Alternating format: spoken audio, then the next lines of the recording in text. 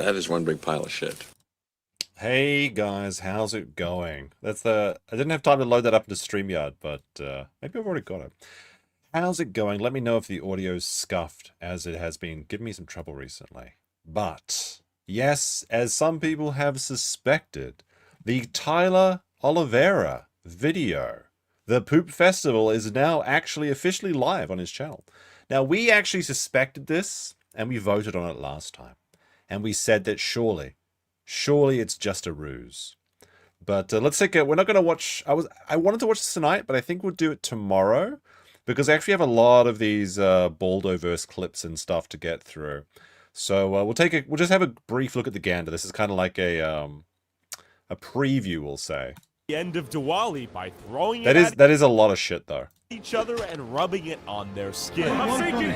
I'm sinking.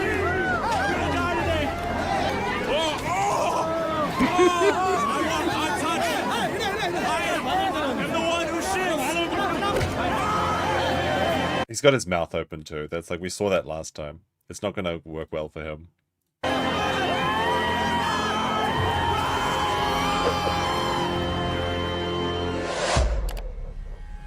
This is kind of Kino, the beginning part.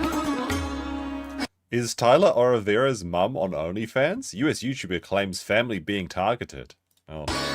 And this is the story of how after immersing myself into this unusual tradition, I was doxxed, harassed, and threatened by tens of thousands of Indians who weren't— I like this one. Tyler Oliveira family died in a car accident.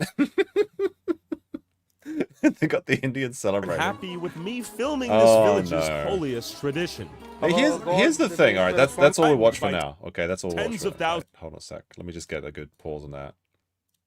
Maybe that's fine. Here's the thing with this is, and someone commented on the last stream that we did, but I hope you liked the stream and watched the replay and everything.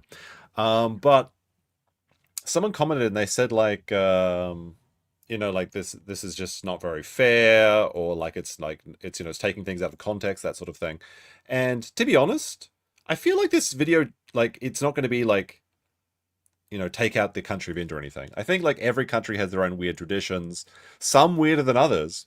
But like, I feel like the reaction to this video, like trying to take it down, doxing him, having tens of thousands of calls, is actually going to be worse than just people watching because people just watch the shit video and they're like, oh my goodness, hilarious, and then move on to the next topic, right? But if you make it like this, you try and shut it down, the Streisand effect activates and everything.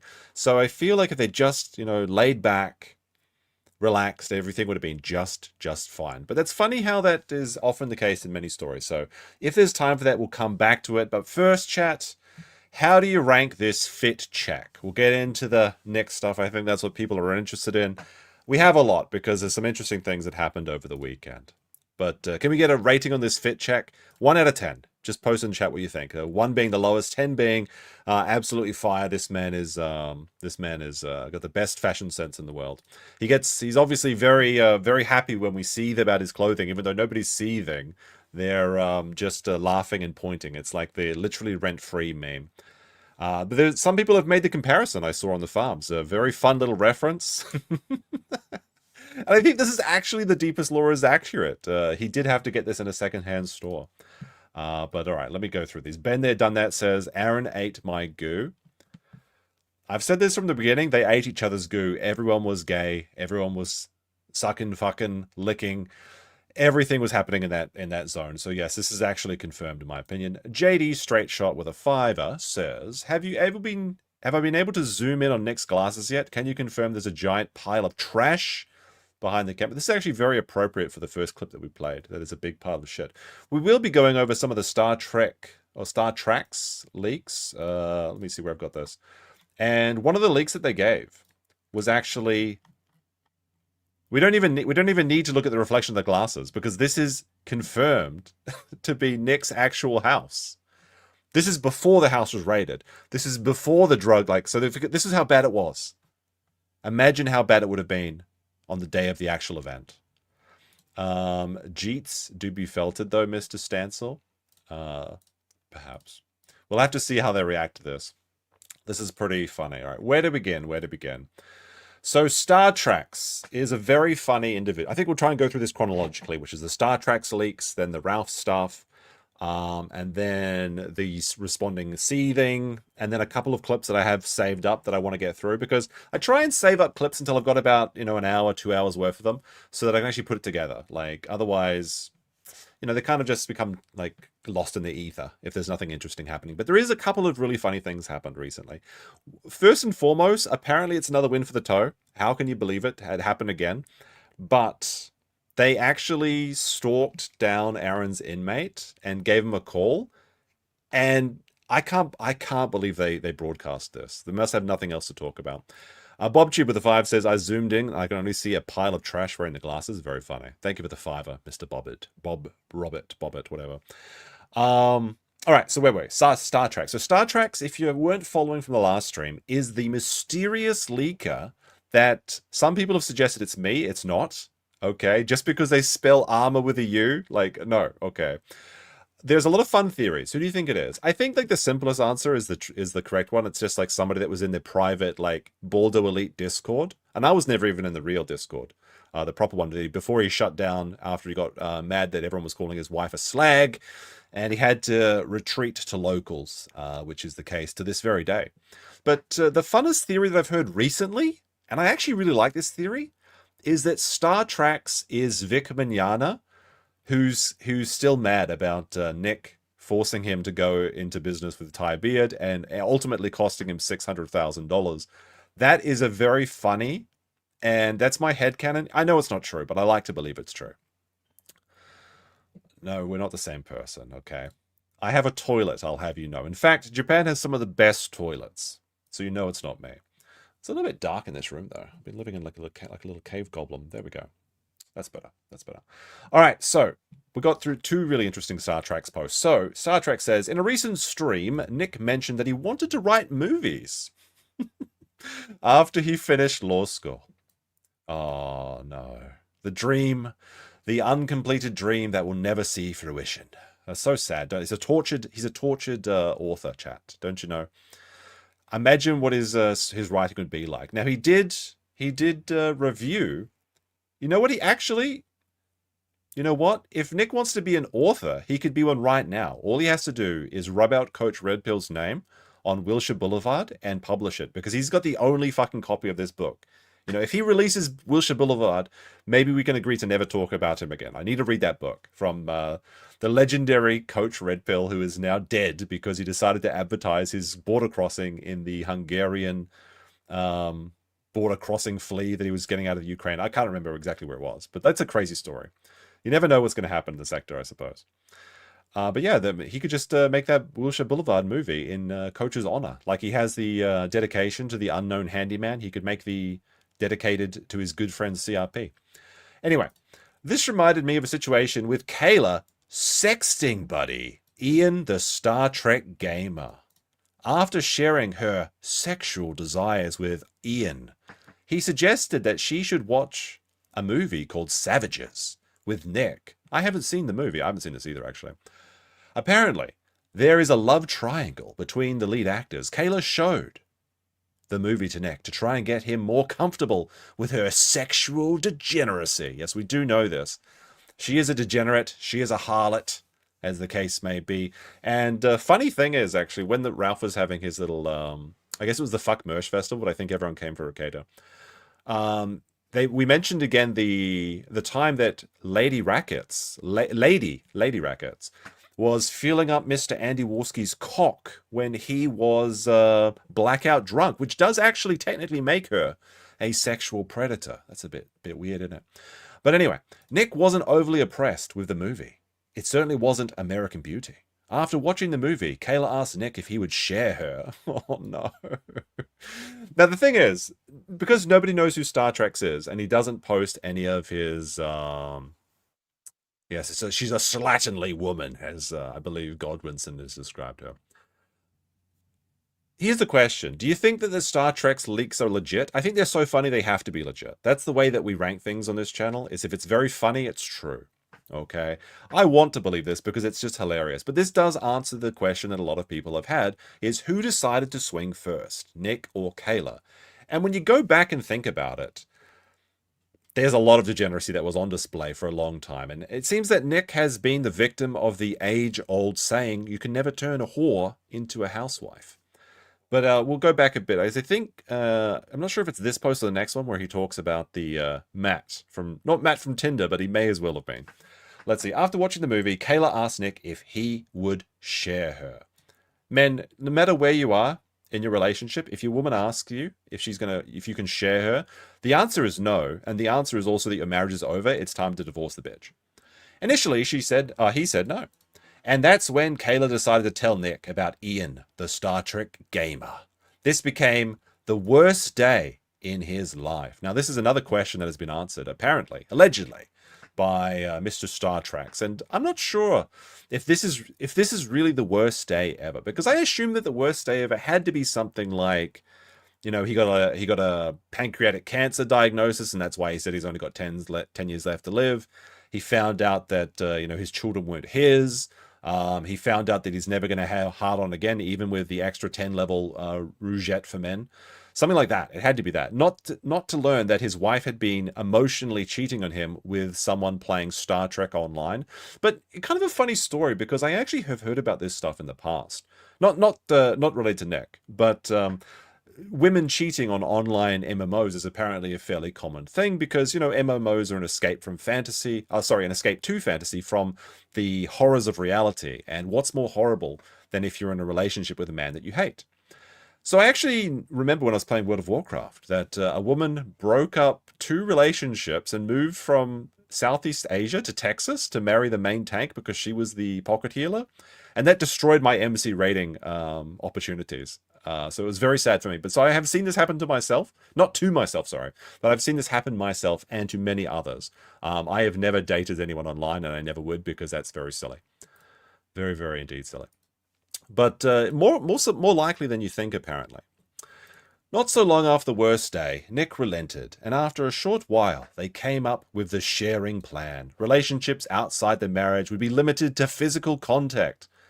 This never works, by the way. I need to get that fucking clip from Arrested Development where Tobias is talking about open relationships. It's very funny and very apropos. They would not cross an emotional line. Well, how do you think this is going to turn out for him, Chad? Good or bad? All communications with people outside of marriage would be open for each other to see. However, for Kayla, the sharing plan was slightly different. Ooh. Some of you may recall, a long time ago in the locals chat, Kayla proclaimed some crazy shit that only the cheater can determine if their behavior is defined as cheating. It didn't count because I was just curious. She said this is because only the cheater knows the true intent of their behavior. This is some bullshit like cheating logic. It's not true. It's like, oh well, we were on a break. Oh well, I thought the relationship was going to end, so I may as well have got a head start. Oh well, it was just physical. Oh well, he just fucked my ass. It wasn't cheating. No, it's all cheating. Stop lying to yourselves. If you want to cheat, then at least have the decency to break up with people. I'm paraphrasing, hopefully, someone that has locals chat archived. Kayla crossed the emotional line first. Oh no. And then they both ended up having physical and emotional relationships. Now I'm curious. Was it the plot, the writing, or the acting that didn't impress Nick? In fairness to the movie, it must be difficult to properly critique something after Nick's worst day. I'm going to put a poll up. We're going to do the new poll, I think. Wait, where is my thing? Oh, I don't even have it active. The stream could have not been running at all and I wouldn't even know. I got to open my YouTube window. There it is. Okay. What? I see that less than 50% of the chat has liked the stream. That's impossible. Unbelievable. I haven't even set a goal, chat. Oh my goodness. We've got to set one right now. Just, I'm going to make you guys wait until I set this up. Because we don't even have it 100 likes yet. Oh my goodness. There we go. There we go. That's set up. And we're going to make a poll to say whether you trust Mr. Star Treks. Is he the most reputable man in the sector? That's what we have to find out. I would very much like to know who he is, actually. I'm very curious. Let me see. Is Star Treks true and real? There we go. I like to believe it. It's funnier that way. All right, let me see. So let's see. Autistic Right made this on the farms, which is very funny. And we've got the running list of Kayla's bulls, but this is actually outdated. I know this has been filled up. I've seen a more complete version, but I guess you could make it at home. We have the went to jail tier, which is, of course, Mr. Steel Toe himself. We have in the A tier, the massage therapist. I forgot about this guy. Because, like, what we're going to learn tonight, and I mean, if you're really locked into this, you know this already. Okay. Sorry. I didn't stream over the weekend apart from talking to Mr. Ralph and Denny, I guess, as well.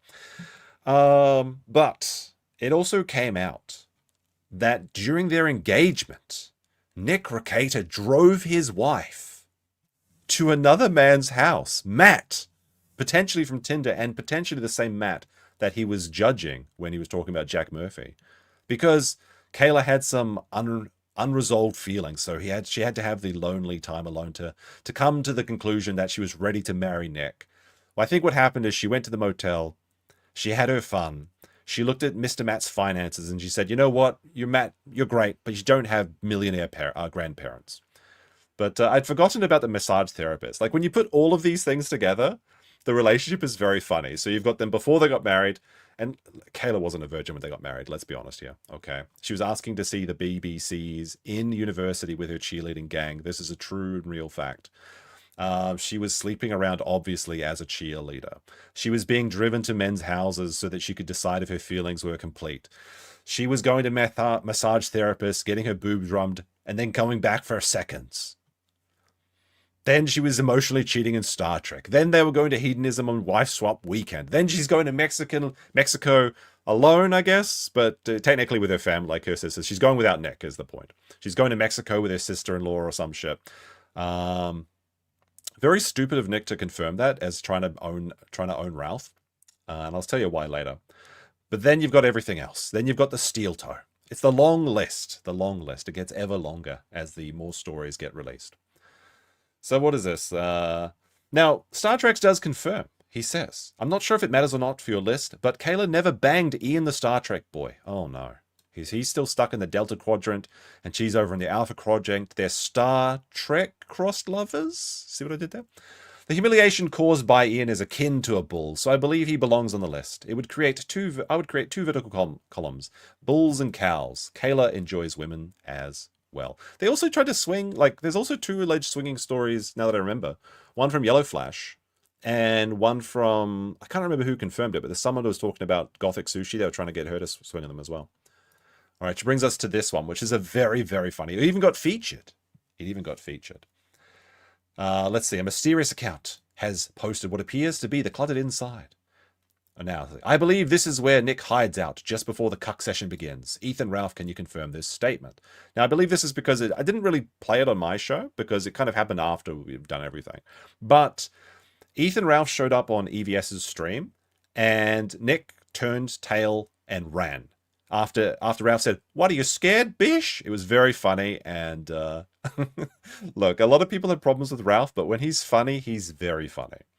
But this photo came out, and there was a lot of interest in it. There we go. There's the full quality. I didn't show the full quality before.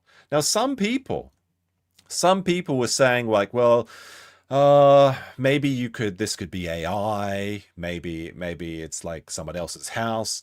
No, this is a real photo. It doesn't matter that Nick confirmed it's a real photo, which again is stupid, but the very fun little detail from some eagle-eyed viewers is this little item down here, which you may recall was in the trap house. It was in the second Baldo bunker, the one where he was hiding in and keeping April when he was keeping her in the the tap water and deer house or whatever it is. So they actually confirmed for this very own, I believe this is the Bible camp blanket or something. Not too important. The point is that it's a real photo confirmed indeed by Nick himself. And this is before their drug-fueled craze. So like when you hear the stories of like, it's impossible to walk through the house, this is what they were talking about. It's literally covered in garbage and I mean, this is just clothes. This is just clothes and stuff. But yes, imagine the smell indeed. Imagine the smell. There's also like some other details in here. Apparently these are like special like board game books. I don't know. Apparently they're very expensive. You can see you've got all the plushie toys there. I can just imagine tunneling through these like mountains of clothes if you're, if you're trying to escape, trying to get to the SpaghettiOs, but you haven't eaten in days. There's a very cool episode of Dexter's Lab where he gets trapped under a bunch of fucking garbage and he has to escape. And that it kind of reminds me of this. Back from my childhood. Jefferson C. Post with a 2 says, marrying one's gay best friend makes one stray. So, maybe that's true. All right. So that was a fun. We got the, of course, we have the fun little Star Trek Ian the Gamer guy. Yeah, this is a good meme. I had to show up. Oh, interesting. The same. What is it? Nail paint that Nick himself wears. Very nice. Very nice. Very good detail. I think that was the rest. I think that was all of that one, though. Oh, wait, no, there's more, actually. Sorry. There's actually a lot more to this. We're just getting started. All right, where are we? Some would have wondered when the swinging began. As far as I know, it started after Kayla met Ian the Star Trek Gamer. More on that another time. Well, that's when the swinging started, but not when the infidelity started. I know for a fact that Kayla would go on shopping trips that would last 8 hours plus, where she would turn off her phone after meeting a friend, and nobody would know where she was, nobody in the family. So, was there dick in her before the swinging? Yes, that's what I would say, allegedly. More on that another time. Let's take a step back to the beginning, how it started. Before the term our wife could be confidently used, there was our fiancé. This is the story of Matt. 2 old friends of Kayla, let's call them True Love Matt and Secret Rendezvous Matt, expressed an interest in her years before Nick and Kayla got married. They were engaged. Kayla decided to explore those feelings and hooked up with True Love Matt. Oh, say it ain't so. Kayla's feelings were so deep for Matt that less than 1 week before they got married, Nick drove her to True Love Matt's house to determine if she was truly ready to marry Nick. Nick had to know if what they had was true love, or if she was just a slag who made a mistake. Well, I think this question has been answered. After the meeting of the minds, Kayla relented and she married Nick later that week. It's grim, it is grim. I suspect Nick knows that it was more than an emotional connection and that she hooked up with True Love Matt shortly before their wedding. However, he doesn't know. Or what he doesn't know is that there is another guy named Secret Rendezvous Matt that she has also hooked up with while they were engaged. I can't say for sure what hooked up with means. It could range from kissing to dork cum dumpster. God damn it. All the signs here were from the beginning. Nick didn't learn that turning a hoe into a housewife is a dangerous gambit. Well, Nick does say, I'm not sure if it's in the clips tonight, but he does say he's not a good gambler. He got very frustrated with April when she was trying to teach him how to gamble. Kayla, our fiancée, decided that she needed to punch her meal ticket, and she did so without grace or dignity. His lady is fair, and she candles herself with a grace. Oh my goodness. In retrospect, that song is so funny. Kayla knows that almost everyone, including the internet, thinks she's a whore. Kayla agrees that she is a whore. Nick and Kayla just don't want everyone to talk about it publicly. Oh, well, that's unfortunate. Look, she's not a whore, chat, because it doesn't count, okay? Matt, it doesn't count if it's true love.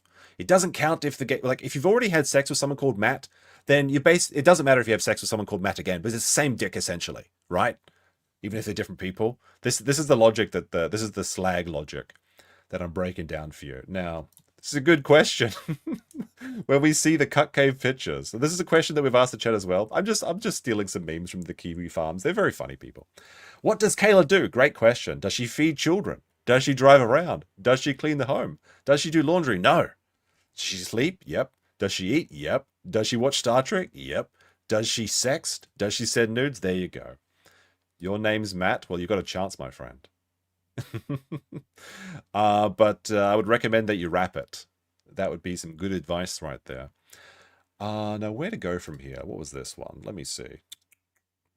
This is a fun one. But I wanted to bring this one up. I'll bring this one up later, but might reference it again. Potentially criminal on the farms posted. Let's see. Because Nick actually confirmed that the Matt story is true. This is so stupid. Just ignore it completely. If you don't want people to talk about it, just ignore it.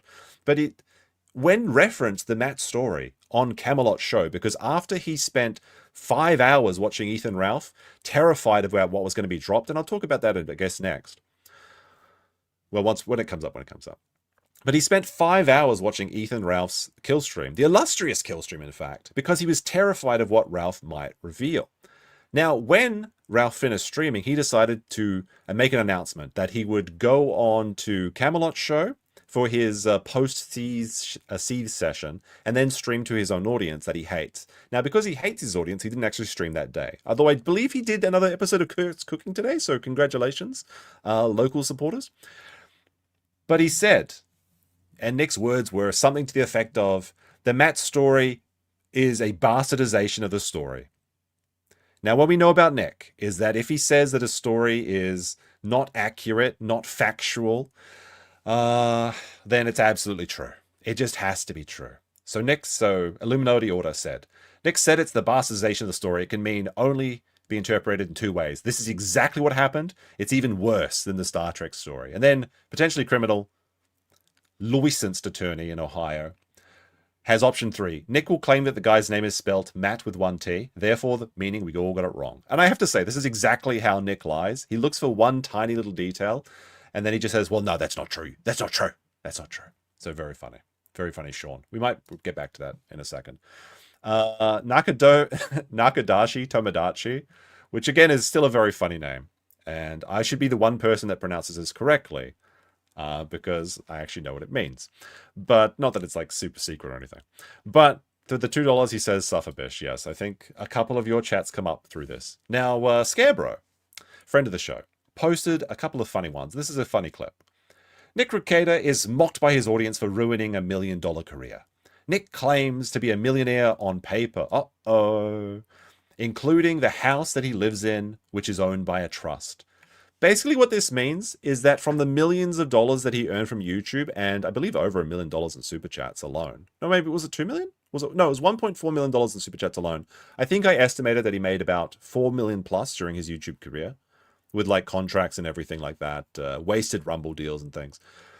If he's a millionaire on paper, technically, like he's saying, like, well, I do have just over $1 million, and $800,000 of that is, or $850 of that is in his house.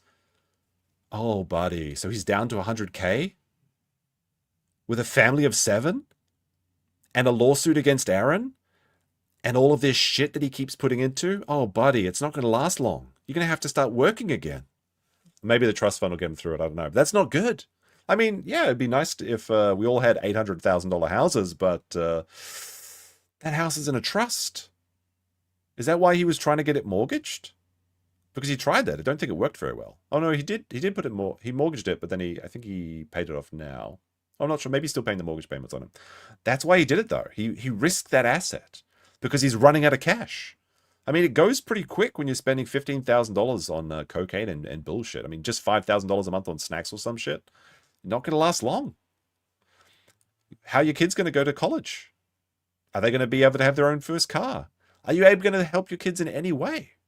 Medical bills, all these things. They're expensive. The cleaners that you now magically exist in Minnesota.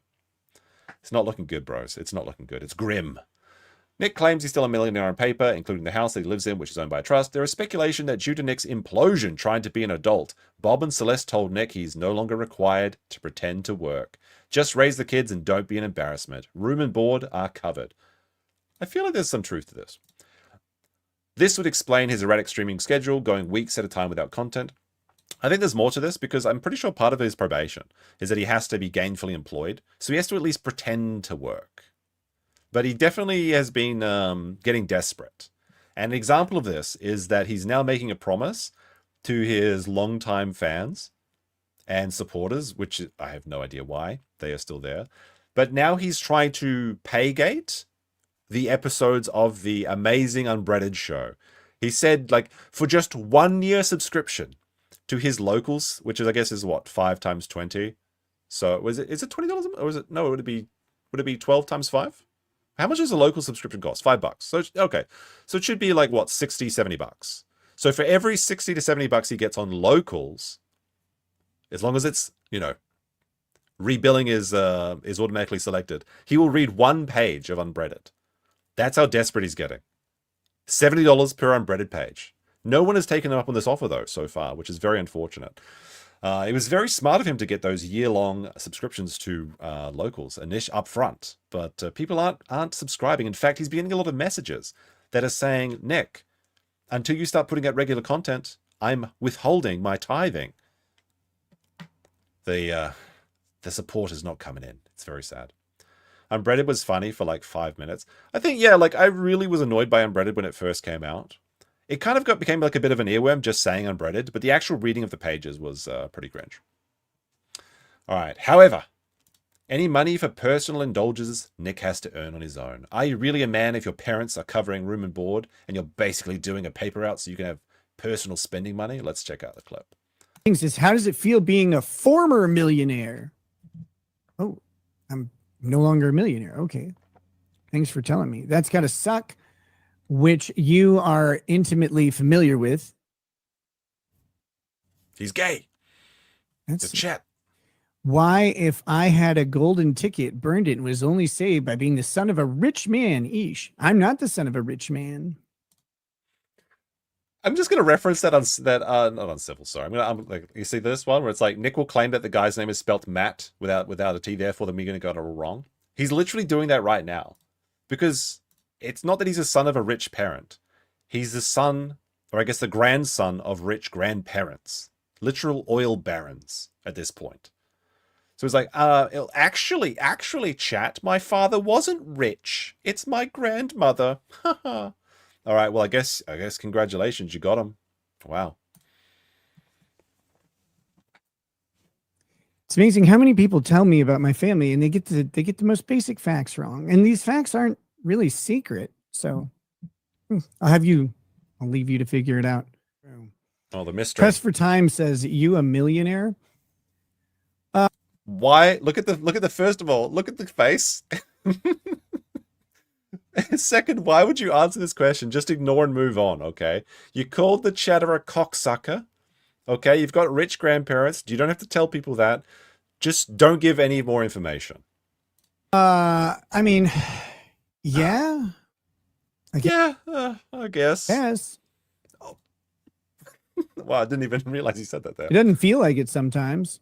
Oh. You know, my family is very expensive. Oh, no. That's the worst feeling. You're a millionaire, but you don't even get to enjoy it. I mean, being a millionaire just basically means you own a house in this day and age. And Americans, anyway. Oh, thinking about all the good times. You used to be able to go to... Like, there's a bunch of these stories. I think I got one or two of them, but a lot of them are the same. My voice is getting a bit sore. Where he talks about, like, going to strip clubs and how he's, like, the big player and that all the strippers love him because, of course, they love him. Because he's a fucking John. Of course they're going to tell him he's special. But that's not happening anymore. The only people that stick around are the degenerates that are okay with you having cocaine show up on your children's test. They're the fatties that have nothing else in their life except to watch you and live vicariously through your pathetic thrift shop adventures. Oh my gosh. Super chill station with a super sticker. Much appreciated for the two. The hey you. Thank you. Thank you. Like there's 7 of us. It costs a lot to feed 7 people. Like literally just the basic stuff costs quite a bit. But I mean, if you're spending $3,000 a month on snacks, then yes. But if you budget this correctly, I mean, it's still expensive. I'm not going to pretend it isn't, but like, it's not as bad as it could be. Just stop buying fucking pre-boiled eggs for the...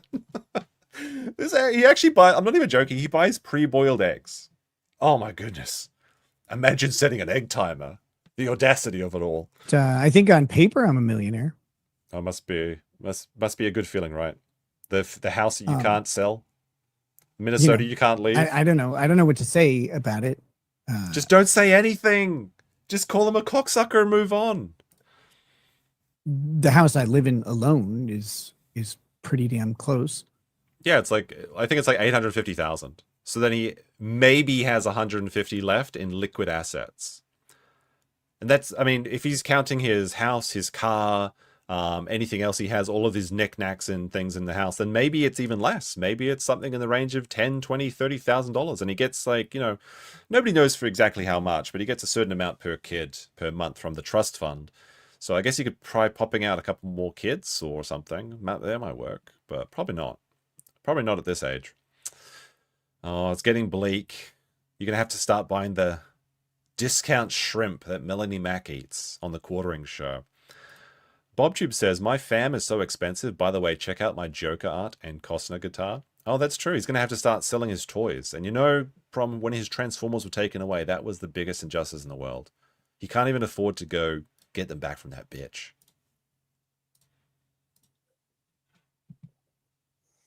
Cope sip. There we go. All right. Now, what have I got next? I guess this brings us to the Ralph stuff. So Ralph decided that it was time to take out Nick Rekieta.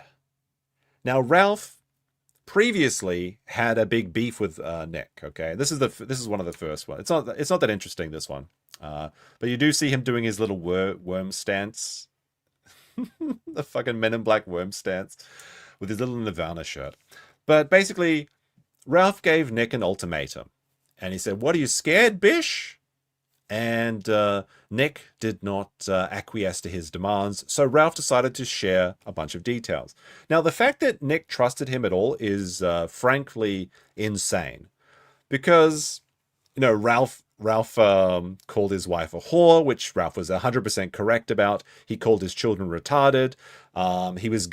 This is the second Fuck Rekieta event in Ralph's timeline, but Nick decided to take him back and trust him with private information again, for some reason, which turned out to be very funny in the end for us. So I say kudos to Ralph on that point, because while Ralph's information necessarily wasn't like surprising or new, it did confirm things that we've all suspected for a long time, which is more of a problem for Nick's remaining audience, I think, because they would always say, like, well, no, you're just making shit up. You're just making shit up. And oh, wait, no, it's okay. Like the Whippets. Like the Whippets thing. Keanu said that the Whippets were what Nick was doing. We all knew he was doing Whippets because his voice was crazy. His nose was bright red like fucking Rudolph.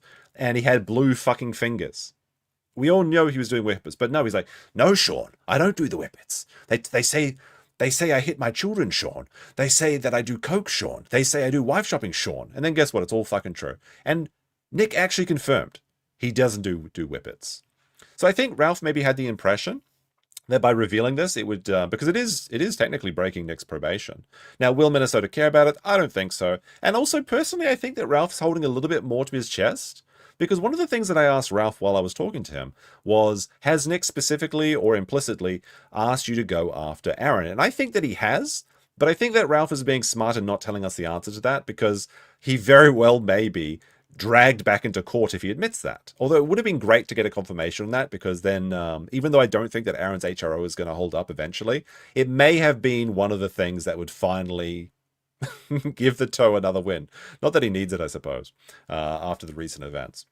But he did drop some very funny things in the festival. So we'll go over those. Now, that was one of the first pictures he dropped. This one is kind of cringe. So you got Nick Rekieta here. He's got his pictures with April that he stays close to his chest. He says, "This is one of our last times together. She was stunning." Now, mind you, these texts are dated to be around June or September. So this is a year after they were arrested. And I believe that when Nick got his little, where is it? I think Scarebro brought this up. Yeah, here it is. So when Nick got his very masculine tattoo, reaffirming his love for his wife. Is it Dune or June? Great question. DeJune, okay. He got it in DeJune. Now, this was a January 2025. Nick got his Sakura and Wisteria tattoo because he's a big fan of Demon Slayer, obviously. But this is him recommitting his love for his wife, Kayla, which I guess we're going to see how much he actually cares about her tonight. Which one was it? This one. So this is from June. This is one of the last ones together. She was fucking stunning. Now, first of all, it gets worse than this. It gets much worse than this. But I'm just going to make a couple of observations. Kayla must give no shits whatsoever about this marriage. Because, like, I don't know. Correct me if I'm wrong. I think keeping photos of your plaything from your shared relationship when you're committing yourself to a monogamy, I guess, again, it's kind of a rude thing to save these pictures so you can goon to them when you're alone on your bed because your wife's busy in fucking Tenford or something. first of all, I think that's inappropriate. She should delete these texts. She should delete these fucking pictures of April. It's over. You're never gonna. It's just good for yourself as well. Not even for the marriage, but just like every time you see them, you're gonna get sad. Okay. If you have a bad breakup, just delete all the photos and move on. It doesn't mean you have to forget the past. It just means you're moving on, which is an important part to make a life and make a marriage work. Let me see. But let's see what Nick was saying. I'm not sure what this is in response to. I hope she is now. I fucking miss her. Oh, no. He's still in love. He's still in love, chat. Do you feel it? I don't doubt that, Ralph says. She is really fun to be around and easy in the eyes, haha. Her boyfriend won't let me see her for some reason.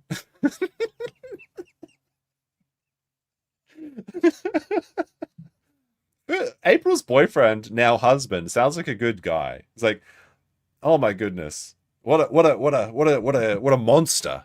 What a monster! This is a grown ass fucking man saying this. Oh, her boyfriend won't let me see her.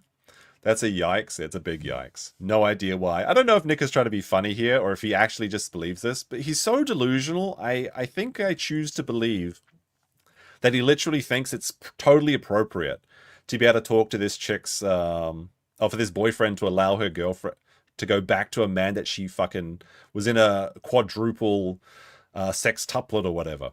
No, this isn't appropriate. Just stop fucking around. Like, what the fuck? He's so delusional. Clearly. What was this? This is just a fucking weird thing to say. Everything we did was cool and leather. Or leather and cool. Is he getting lines from fucking, what, Mad Max Furiosa? This is chrome and shiny. Everything is leather and cool. What a weird... Is this a line... Can somebody help me out here? Is this a line from a movie? This sounds like a line from a movie because it's so cringe. This is like anime speak or something. Like, first of all, imagine the smell. Don't get that leather wet. Oh, I don't understand this. Maybe it's a line from a movie. What does he mean by that? Well, leather is cool and it's sexy. You know, like you're wearing leather pants. That's the idea. Is what I assume this means. It's like sexual, animal, skin, and cool. I think that's what he means by that.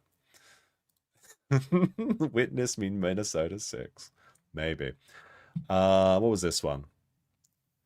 So Nick admitting, I miss my dietary supplement, which was, of course, cocaine. Of course, this isn't new information, but it is embarrassing. It is embarrassing. You have to tell people how much you miss the coke. The coke fucking destroyed his life. You think you would just say, like, look, I was addicted. I couldn't control myself. Something like that. But saying you miss it, like, this is like the thing. If you keep saying you miss the coke, if you keep saying you miss the April, you're never going to get over it, mate. You just need to move on. It's time to move on. You're fucking, what, 45? He is not addicted by that. Exactly. He can quit anytime he wants, provided the government intervenes. It's from the B movie? Okay. Thank you, tax-free bitch. Let me see. Oh, this is the saddest part. So this is when he apparently loves his wife in June, and that he's committed himself with a new tattoo. His feelings about April going forward. I have this weird feeling that she and I have more story left, but I have no idea how. Doesn't it just break your heart? It's just so heartbreaking. There's these two star-crossed lovers torn apart by one man, Steel Toe. Perhaps if Steel Toe goes to jail, April will finally understand, divorce her new husband, and get back with Nick. That's the happy ending, right? Riding off into the sunset, leaving the kids alone to eat their own SpaghettiOs. They can fend for themselves. There's plenty of food in that house. They got like a whole half cow in there or something. All right, this is a two-parter. Let's see. The Ralph that fights everyone in the dead sector is the one that is miserable. Every warrior needs to plow the fields for a while before the sunset. Okay. Wow, so poetic. It's such a tragedy that this man has never written his own film. Maybe it can be like the next Shelby Oaks or something. Look, you coming at me over still having feelings for April or doing whippets isn't pleasant. But people already think that shit anyway. So yeah, we did think this shit already. But here comes the fun part. My feelings for April are genuine, but just pain, because life has probably permanently separated us. Oh, so it's like not even his own choice. That's the crazy part about this, is that if it wasn't for the government coming to their senses, if he had any option in his life choice, then he would be with April doing coke right now. But unfortunately, he's just a piece of driftwood at the mercy of the tides of fortune. Oh, how sad. All right, second part of this one. Let me see. My feelings for April are genuine, but just pain because life has permanently separated us. I'd like to move on, but it just takes time. When were they arrested? Like May of last year? This is already 6 months since he said that April was out of his life. Move the fuck on. Were you they were like doing each other for like 2 months or something? Is it just that, this is what I think, is that Nick married the first chick that gave him any attention, which was Kayla. The first time he got his dick wet, because he insists that they lost their virginities to each other, which is not true. I'm sorry, Nick. It's just not the case. That's what he claims, though. But, you know, Kayla was the first woman to give him any attention. He married that shit straight away. But then the relationship turned sour because obviously they weren't ready to get married and they jumped into a bunch of kids straight away. And then they had the trust fund and the house and the mortgage, and he was already in too deep. He couldn't leave. So then April comes along, and it's the first woman that actually, or maybe the first woman in years that has given him any positive attention, has ever told him that he's special, and actually does shit like goes to clubs and stuff instead of just playing the, you know, +4 years Lego sets or whatever she has, and watching the third episode or the third run through of the original series. So that's why he misses her so much, is because she actually gives him attention, unlike his wife, which is very sad. But anyway, he says, I'd like to move on, it just takes time. As for whippets, I don't do them anymore. First of all, I'm pressing X to doubt. I'm pressing X to doubt in this. Second of all, Keanu vindicated. She was absolutely right, 100% about the whippets. We all knew this, though. But now he's actually admitted to it. And since this is in, like... This is actually, I guess... This is actually admission that he was breaking his probation. Because the whippets came after the arrest and after the cocaine arc. So this is a violation of his probation. Now, will anything happen? No, of course not. Minnesota doesn't give a shit. But it is very funny. For anyone that doubted... It's a win for Kiki, as yes, the elusive Kiki W. She's racked up at least 2 against Nick at this point. The galaxy gaslighting. There's also another funny part to this, though. But first of all, I don't believe him. I'm sure that every time he feels a little bit under the weather or something, he does another whippet, a bit of a quick hit. But they're the most destructive thing that I've ever experienced. Well, at least he acknowledges that he has permanent brain damage from doing these. And that's going to come up a bit later, I think, as well. So I'll probably keep this text loaded. Galaxy Gas Shop USA. It's so over, bros. Yeah, the sales have declined. That's the only true way. Maybe we should ring up the Galaxy Gas shops and ask them if they're going into receivership or something. Oh my god, I hope I don't lose my voice by the end of the week. Got to go up to Tohaku to do some stuff. Where was I going with this? Right, so the whippets. Nick has said recently, I believe as early as a couple of days ago, that he's looking to get back into his ketamine therapy and all of his legal highs, like his Ritalin or his modafinil or whatever. So he's looking for these highs. So the fact that he would, like the idea that he's not going to go back to whippets at some point for an easy, quick fix is frankly just ridiculous. All right, so we have this one. So this is the funniest part for me, actually. So Nick was actually watching the entire Ralph stream. And he says, I would like to happily thank the Ralph retort of the illustrious Killstream for making sure to include the most important message, I love Kayla. I don't remember where that message was. Did I miss that? Maybe I was tuned out. I don't remember seeing him either saying he loves Kayla, and secondly, just from the context of the messages, he clearly does not.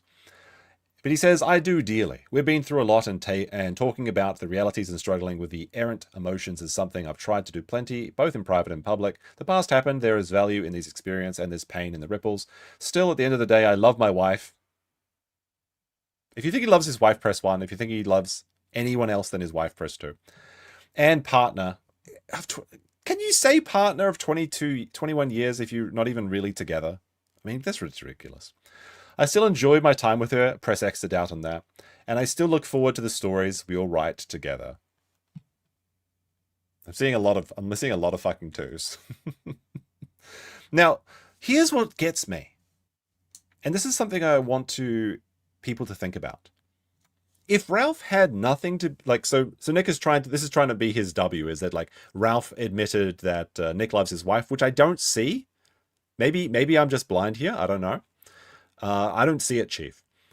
But why would Nick, if what Ralph said wasn't true and Nick wasn't afraid of the Ralpha mail, then why would he watch 5 hours plus of the kill stream on a Saturday at 6:30 p.m. in Minnesota? Well, if it's nothing, just ignore it. But he was terrified. He literally is scared. Now, I think that is because either of the two possibilities. One, Ralph does have more information that he's keeping to himself, which is probably a smart idea. Or two, Nick just doesn't remember what he told Dagger Pussy. Because that's where Ralph got a lot of this information from, is from Nick trusting a woman called Dagger Pussy, a 25-year-old deranged clout goblin from Florida. Because apparently if you want to catfish Nick, all you need to do is pretend to have a vagina. It already worked with Mandy, and it worked with Dagger Pussy. And I said it before, but Dagger Pussy is just revenged. I was just betrayal twice. The two things that always stab you in the back. Pussies and daggers. But for some reason, Nick is so devoid of anyone in his life that he can talk to.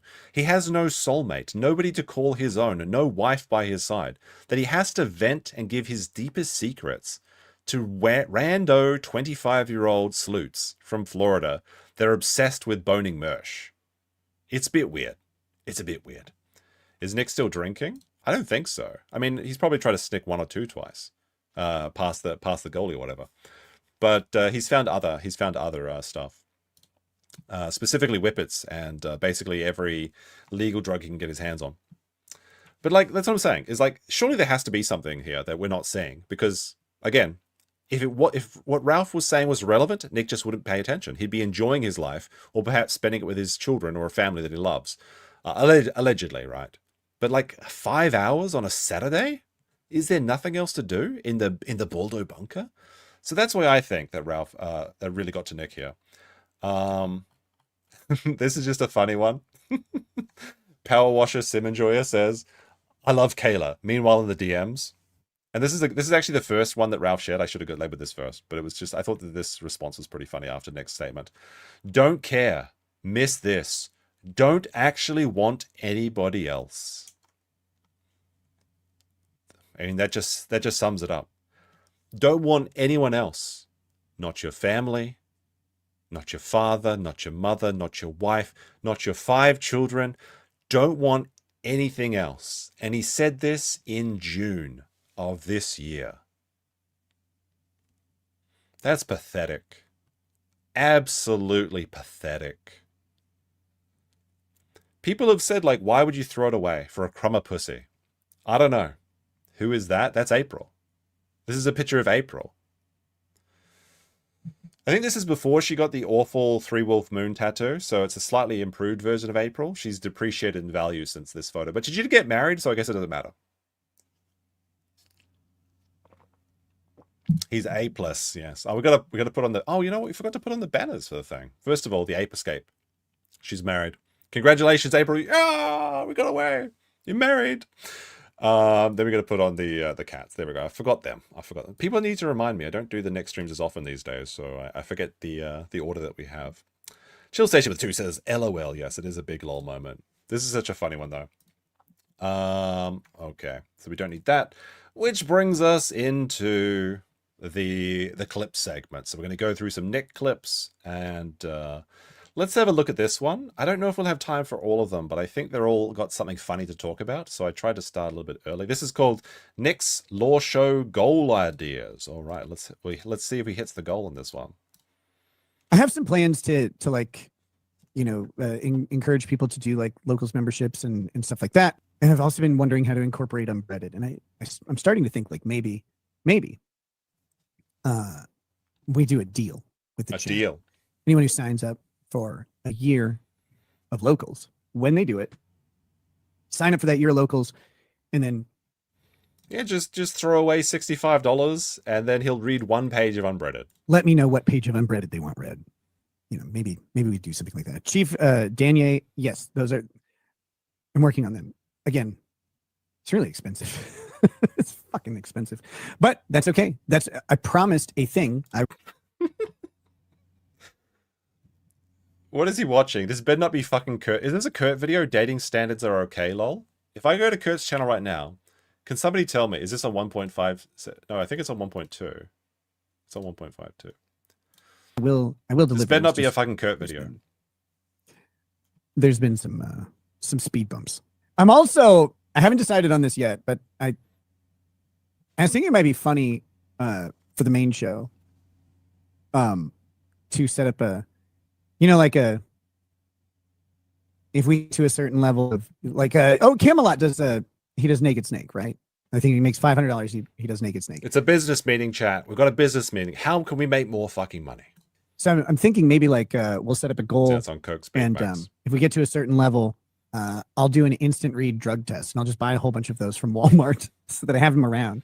And it's like, okay, we got to X amount of dollars. Guys, I'm gonna take a bathroom break. I'll be right back. Interesting. He talks about how his daughter could not be retested, but he could get his tests anytime he needed them. He can get these instant drug tests from Walmart. Never thought to do any of this, by the way. I'll go do a pee test and bring it back and show you guys the results. I think that sounds like a terrible idea, so I should probably do it. Someday I'll have to tell my Anaconda story. Okay. I can't let this stand. I can't let Barnes be known as Anaconda. No, thank you. No, I was given that nickname by a very special person in Las Vegas. Leave me alone. Who do you think the very special person in Las Vegas was before we get into the rest of this clip? I mean, I kind of gave it away by saying Las Vegas, but who is this special person that calls him Anaconda? I'll give you the chat 10 seconds to get this. Alone and tell it you attention to work. Oh, it's a Kurt video, by the way. Literally any stripper. Max got it already. Okay, exactly. That's the answer. No, it's okay. Her name was B. She was a stripper in Vegas. She was very fun. The stripper's in love with me, chat. Oh my goodness, I paid her $500. And she told me I was Anaconda. I'm her Anaconda. Holy, he is the fucking quintessential Mark. That's all he is. He's a John, but he has no money anymore. That's the saddest part about this. He can't even sell his house to get one more round in Vegas, where people actually tell him that he's funny and special because he pays them.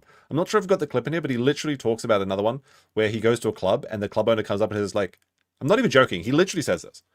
The club owner came up to me and said, thank you for spending so much money. Next time you come to Vegas, we'll send a limo to get you. This is why he has any attention at all. It's because he had an open wallet. And unfortunately, the bank is fucking closed. The funny part was when I went back the next time I was in Vegas, and and she didn't recognize me until she did. And she's like, Anaconda? Oh my God. She recognized me. It's Anaconda. She calls every man Anaconda, you idiot. That's how she remembers the Johns that only come around from time to time. She gives them the generic name. Holy shit. How stupid do you have to be to fall for that? Good time. Was it the she remembered my name? Yes. The first time. But when I went back to Vegas, that stripper had gone to a different, it moved to a different venue. So you went and stalked a stripper? Is that what I'm hearing? She was there, but it wasn't her. And yeah. So it was the stripper. Kayla's not a stripper. It's a fun play. I enjoyed it. That ended up being a very complicated night. Look, some stuff happened in the club. I thought I was going to be taken out of the club. This is actually, I didn't think about this, but you're correct. So Salon the Lich with 100 ARS says, so Krakitz has become Russell Greer. He has. He even has the disabilities. Not quite the Mobius syndrome of the face, but he is retarded. So, yeah, they're both retards that spend all their money on strippers and hookers because they can't find love elsewhere in their life. Very sad. If only fate hadn't torn April and Nick apart, then it would have been nice, right? Club in handcuffs. And we're leaving the club. I didn't realize it was 10 in the morning. And like I said, I thought I was going to be taken out of the club in handcuffs. Oh, this is the story. Because the guy's like, hey, I need you to win. My manager would like to speak with you. And I'm like, oh, no. No. This is not good. He's like getting his checkbook out already. It's like, okay, here's another problem that daddy's money can fix. Oops. Granddaddy or grandmummy's money can fix. Be good, right? This can't be good.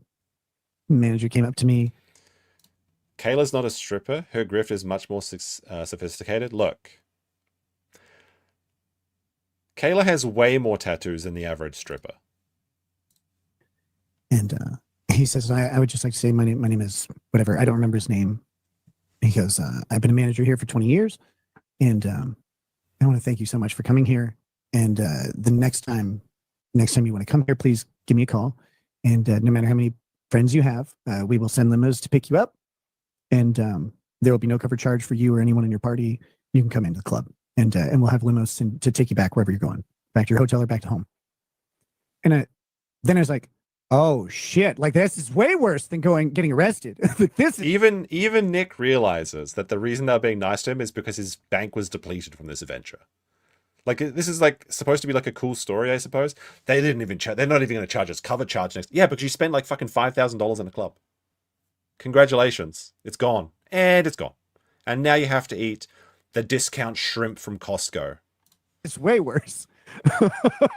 Because then I had to check my bank account after that, and I saw why they were so happy to have me as a customer. It was really not great. How much do you think he spent? How much do you think he spent, chat? Because I saw a couple of his stripper stories. I'm not sure which ones I've included today because there's quite a lot of them. But I know from at least a couple of them that he spent about $750 just getting into a club. I think that's the Camelot one that it'll come up later. That was for the VIP table, and that's just for 2 people. But if the 750 is just the normal VIP club box price, how much could he possibly have spent? It's got to be like something like $5,000 to $10,000, right?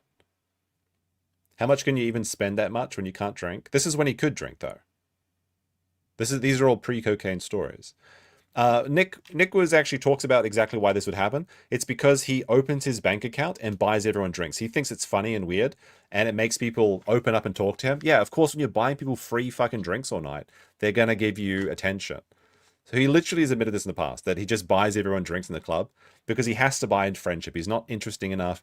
He's not funny enough. He's just got a big bank account. He's figured out the secret is that you can just buy friends. That's a really good strategy until you run out of money, which is what has occurred.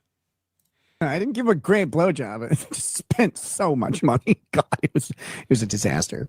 I don't care. What would have been more shameful? Spending... Is it more shameful to spend $10,000 in a club or suck the manager's dick? I mean, I guess they say that it's like the bridge builder thing, right? But like, whew, that's a lot of money. Deez, member for 9 months, says, new Nick Rekieta 2025, aka an even more washed up baked Alaska. I mean, he does look a little bit like that. And even more retarded Russell Greer, the eternal nerd trying to be cool with money. I mean, yeah, but he's got no money now. He's broke. They clipped that story. That, like, I'm not going to tell the whole story. The whole Anaconda story is really fun. It's not that funny. That's He one just I'll got a tell hand people job. in private. You know, if you ever meet, that's the story. He got a hand job from a stripper in a club. Wow, congratulations. Nobody's ever done that before. Parallax says, you towed the line with Ralph. You towed the line with Ralph. He was near a holler-in. Some people said, I think there was a moment where it could have been a bit close, but it was an interesting experience. me and you like want to hear the story, I'll tell you, but I'm not going to tell it online. But the summarized version's fun. Like I don't care about it. Like that's not one I'm embarrassed by. That's a story I'm proud to have out there. I don't care. I can tell a quick story from the Rhino. Oh boy! So we went to the Rhino. When we first got there. I assume this is a strip club. When we first got there, and this was when I had my Vegas live show. And this is the first time I've been to Vegas, ever. And I had a private party, and there were some other of the guests of my live show were with me. Hold we on. went to. So Devout Eagle says, I can't believe people tune in willingly to hear these stories. This is the really sad thing. As sad as Nick's existence actually is, there are people that aspire to do this. There are people that think like, oh man, if only I was rich so I could go spend $5,000 on strippers. It's like, that's not a good thing to do. Like, it's not going to make you happy. Maybe in the moment you'll be like, oh, this is crazy. But like, no, that's not lasting happiness. That's the thing. But there are people that actually idolize Nick and they think that, oh, they live vicariously through these stories. And they think that's actually a good weekend. Coming back and checking your bank account and knowing that people only give a shit about you because of what you can provide for them. We went to the Rhino. and we all sit down. There's about 10 of us. I'm not going to talk about who's there because like that's I'm not sure why this is laggy. that's It might their be my story, internet. not mine. But Lady Raggets is with me. That's the one I'll say. It's me and Lady Raggets. We get there and I sit down. She puts her jacket down on the chair next to me, and she's like, "I'm going to go to the bathroom. I'll be right back." I'm like, "Cool, that's fine." And I'm wearing this ridiculous gator skin leather jacket that I have Gator? that I bought earlier, like that day. Gator? And this Gator girl skin? walks up, and she looks exactly like Anna, the Star Wars girl. She looks exactly like Anna, but she was Colombian or whatever. You could tell like her accent. She sounded like Sofia Vergara from in Modern Family. Okay. And then she's like, Wrap "Oh, it I up, like your Nick. yet." I'm like, "Oh, okay, like that's cool. What? Thanks." Wait, what did she say? And then she's like, "Oh, I like your yet." Oh, I like your jacket. I like your jacket. So his big story, the illustrious story, he bought a jacket, he went to a strip club, and the stripper said, "I liked your jacket." Of course she liked the jacket. You're paying her to take her clothes off. Nobody has ever walked into a strip club and had their outfit insulted. Because the people wearing the most retarded shit are the people probably with the most money. Because they've got more money than sense. Or they're just so rich that they don't have to impress people. "Oh, okay, like that's cool. Thanks." And she goes, "Where are you from?" And I'm like, "Minnesota." And she's like, "Oh, I am too." Like, "No, you're not." What are you talking about? But she's like, "What are you doing? Huh? What are you up to?" And I said, "Oh, I'm just here. I'm here with my wife. Like, she looks like a jacket right now, but she's actually in the bathroom. That's her jacket on the."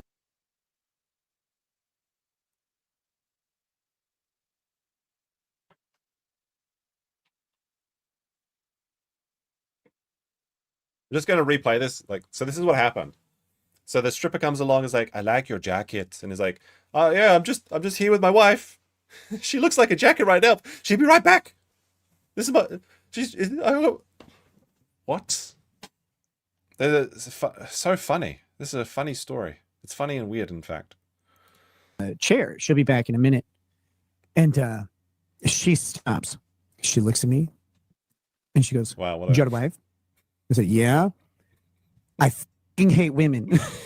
And I was like, "Wow, that's awesome." She goes, "I do you, but not her." And she stormed off. And I was like, "Bye, Anna. See you later."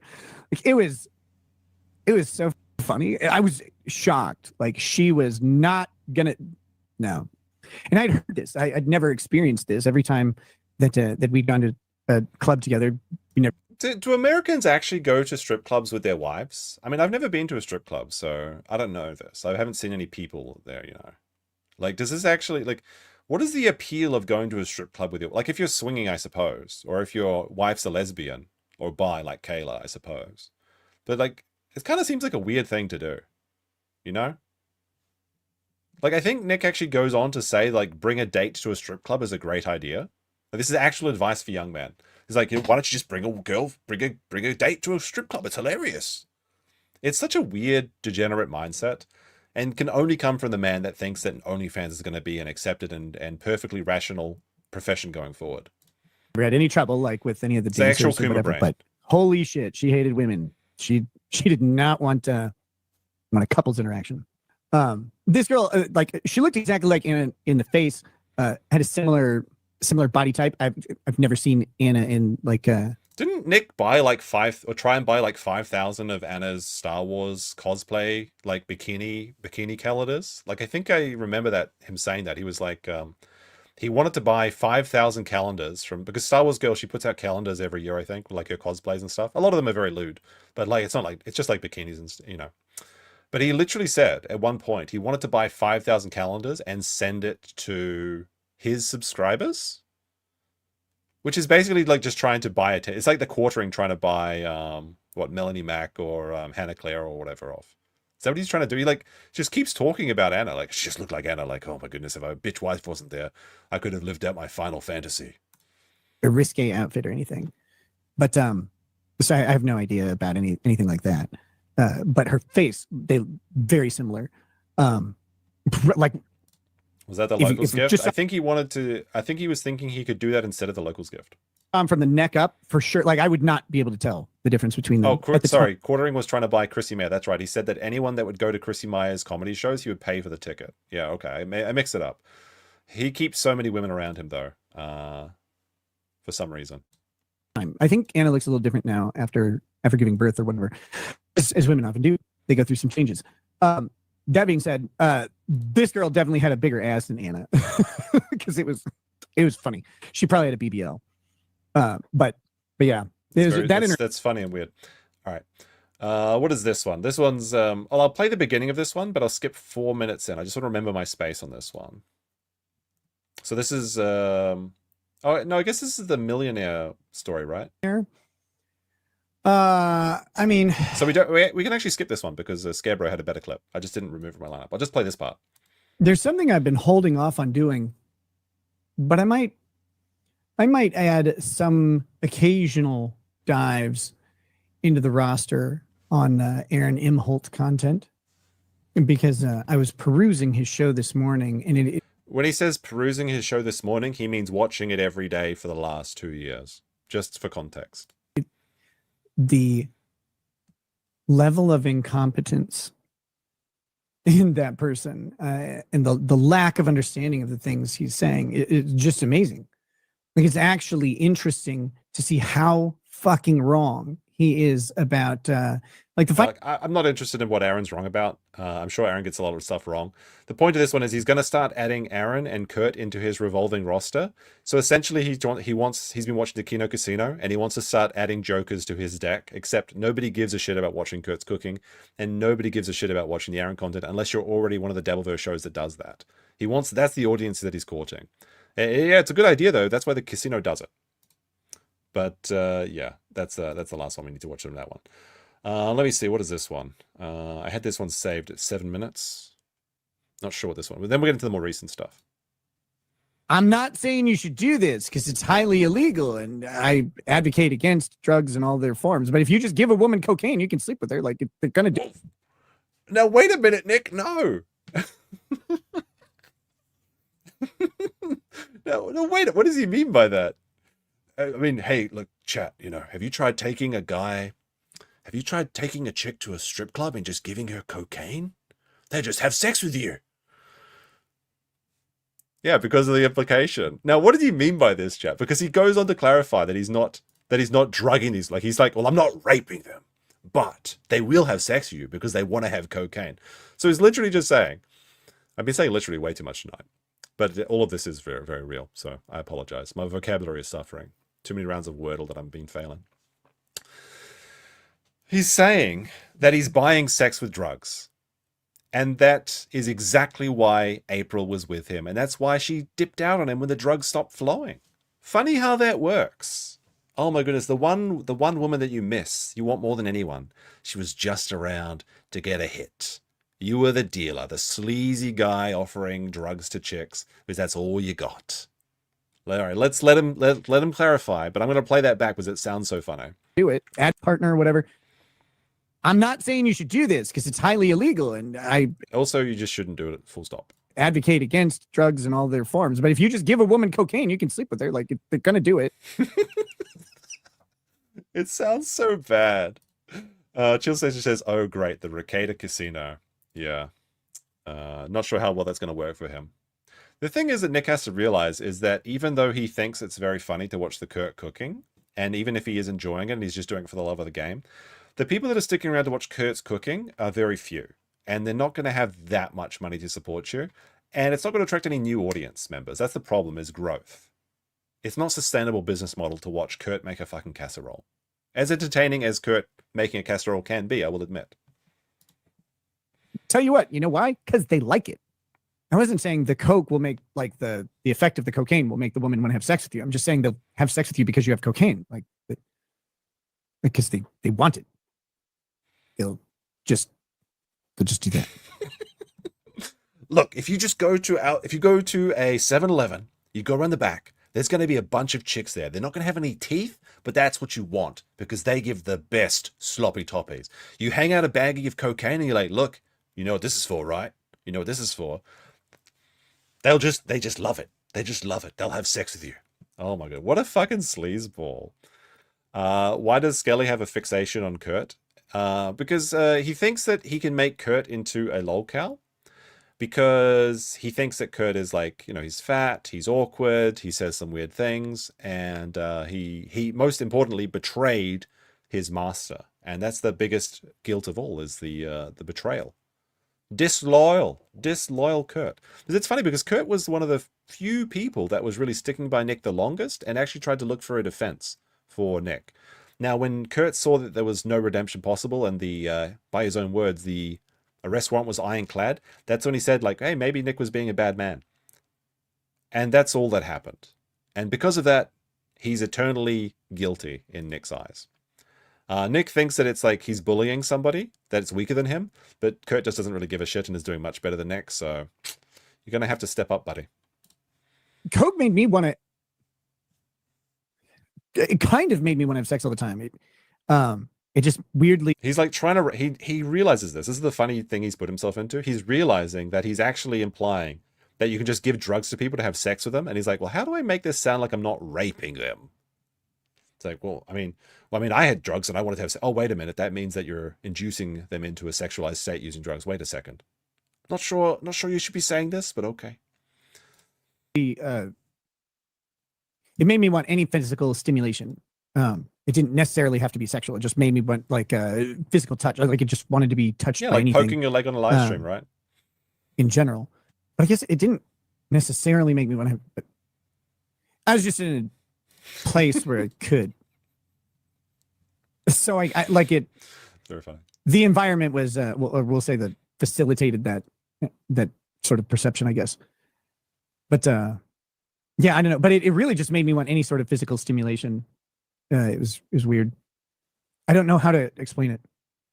Yeah, and that's how you felt with MDMA. And MDMA, very similar, but much more amplified with that, of course. The MDMA and the Coke were separate. I tested everything. It was, and I didn't go to like a street vendor, right? Like I had a lot because I went to a wholesaler. Like this is all pre-cut stuff, so it was good. Imagine if, like, so he got raided on a day when he was down to his last 26 grams of coke or whatever. I mean, he claims it's like less than that, but then he's like lying about the actual amounts that was taken because there was the bullets on top of the fridge and everything like that. But like, imagine he was raided on the day he got back from his wholesale distributor, because that's the funny thing. I think he lucked out there. They must have been 1 or 2 days away from going and re-upping their supply. Imagine if he got caught the second he had the big uncaught block in his car. That would have been really bad. He got so lucky. Holy shit. Douglas, I don't think people care about drugs. I think most people who like it's a hard thing to explain to someone who hasn't had the experience with it at all. Like you just don't understand it until you do it. I don't think people care about drugs or anything like that. I mean, it's not the drugs though, because I don't care about people doing drugs provided they're adults and they're doing it by themselves, or even with friends that are also by them, consenting to doing these drugs. That's not a problem. The problem is that you expose your children to these drugs. You expose your children to extreme danger with your reckless behavior, which is why the government took them away. And you were initially charged with child endangerment. Now, they did drop that because of your special deals or whatever. But that's what people have a problem with. It's not the degeneracy if you're a single adult. Or even if your kids are grown up and left the house, okay? Like, yeah, you can go say it's gross, or you can say like you don't approve of it or whatever, but nobody ultimately cares about what single people do or what people without responsibility do. But this isn't that case. You had vulnerable people in your care, and thank God nothing actually happened to them because of your neglect. Like when he talks about his K-hole story where he laid out 2 lines of ketamine instead of coke, and him and April did the drugs, and then they were like literally passed out on the I guess the bedroom carpet. What if you started a fire? What if the kids spilt something in their eyes or some shit? What if there was a burglar? You'd be incapacitated for hours. You got so lucky. He got so lucky, and I don't think he appreciates just how lucky he got. Lord Asserman with a 5 says, I can use addictive substances to entice women to give into my lust. Seems like a bad flex. He thinks this is cool though. Like he unironically thinks that this is all cool. That's why he's trying to live with these, like, he's trying to do this, like, coke dealer aesthetic, he even called it that himself. He thinks it's cool. He actually, like, this is the, like, he actually rejects reality and substitutes it with his own. And in his world, he's winning, he's cool, everybody loves him. One of the texts from Ralph I didn't show was that he talks about how married women are hitting on him all the time. Okay, you go to the supermarket and they say like, oh, where's the oranges, young man? He's like, yeah, still got it. Still got it. But that's what he's doing. Is he's living in a fantasy world because the sad reality of his own life is that he hates his own life. He hates his wife. He hates having responsibility and he just wants to party. So he's dressing this way because it's the one thing he can do. When he looks in the mirror, he's like, yeah, I'm just like on Miami Vice or something. Again, I'm not an advocate for any of this stuff. It's part of my experience. He is, though. He does advocate drugs. You're advocating people using cocaine to sleep with women. You're talking about how cool it is. You're absolutely an advocate for drugs. So, all right. That brings us back to the post. Actually, I guess that one was from this stream. He's wearing the same shirt. So this is after the Ralph stream. He spent the whole 5 hours on the edge of his seat, praying that Ralph wouldn't drop something that would actually hurt him. Then he felt that he had to go Seethe on Camelot's show. And this is pretty funny because he has to sit there and take it, just like he has to sit there and take it when Kayla goes to visit Matt or Ian or any of Energy King or the Chocolate Boys. That's what he has to do. Let's take a look at this. We've got 2 Camelot clips I want to go through, and then there's the another win for the toe segment, which will last about 30 minutes. And you just said something fat. You hate fats. I do. I saw you respond to somebody on Twitter and you just said something fat. Damn, that lady's fat. I don't know. But oh my God. She showed up at a bunch of court hearings of mine and stuff. We didn't. I wish I had the picture of Nick when he took a selfie when he's like really super skinny, because he actually thinks he looks good when he looks like when he's in his Eugenia Cooney phase. He thinks that's actually an attractive thing for a man, but I don't seem to have it at the moment. But yeah, makes fun of fat people. Okay, nobody gives a shit. All have just cocaine to just keep us in great shape. Okay, it's so cheating.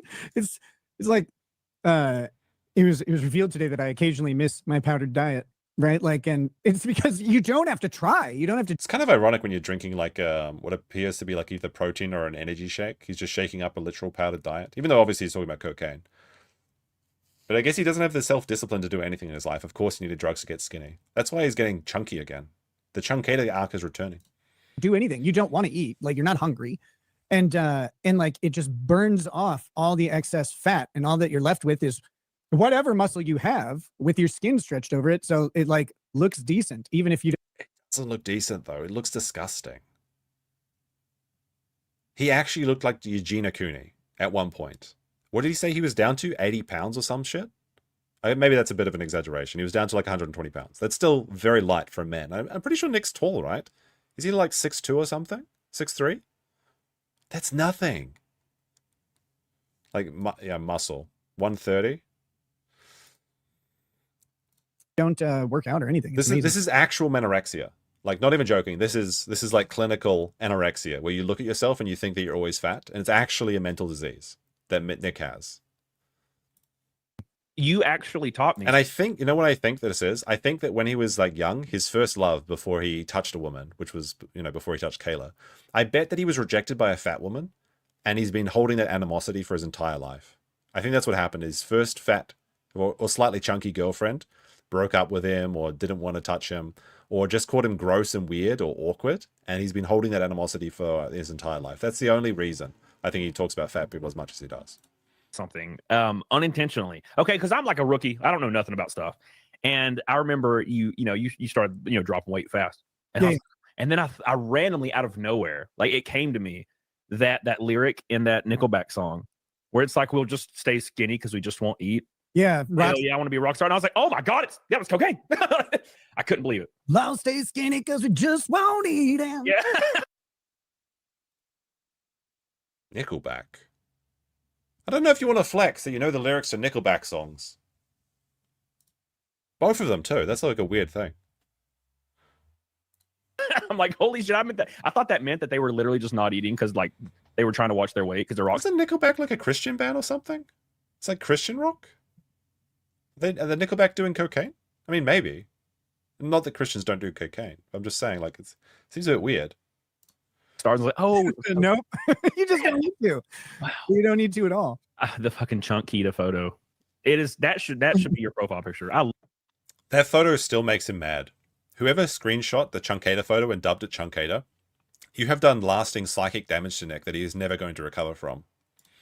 I saw that shit a long time ago and I laughed so hard. That thing got photoshopped so much I didn't know what the real one was anymore. Like I know I was fat, but I don't like. I hope I wasn't that fat. Like I don't know. I got gaslit into. I was like, it's y'all's fault actually. Then right? Like now I get to blame. It's a chat. All right, so we've confirmed Nick's vagina status. He has one.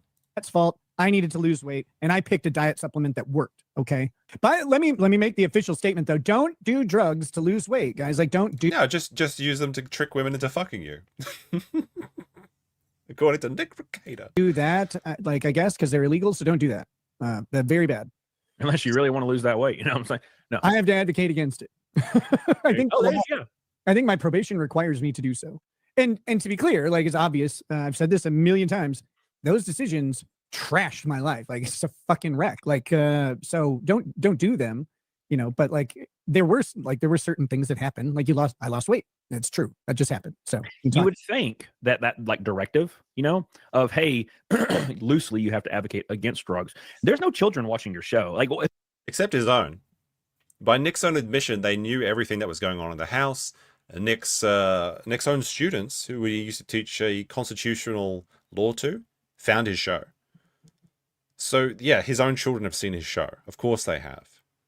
Like what child isn't interested in what their parents do? Just on the starters. But Nick has actually confirmed that his kids and their classmates have seen his show. So what kids have seen his show? Well, their own. Especially after they got arrested because of Nick's actions inviting the government into his own house. Who gives a damn if there's like a 45-year-old dude that's down on his luck and tired, and he's like, you know what? Nick did cocaine. It sounded great. I'm gonna do cocaine. Like what? I mean, I kind of agree with Camelot on this point. If you're a 45-year-old loser and you want to do cocaine in the privacy of your own home and you're single, then go ahead. Don't expose children to cocaine, which is what Nick did. Whether he wants to admit it or not, that test exists. Now, is Nick covering for Kayla? Because she did talk about doing drugs with her kids when they're of age, is by her words. And specifically, she was talking about cannabis. But I wonder, maybe that's why. Maybe that's why he took the fault. Milady's in trouble. Her honor must be defended. After she's finished with Matt, and Matt number 2, and Ian, and Energy King, and Aaron. Holy shit. You think they both fed the kids cocaine?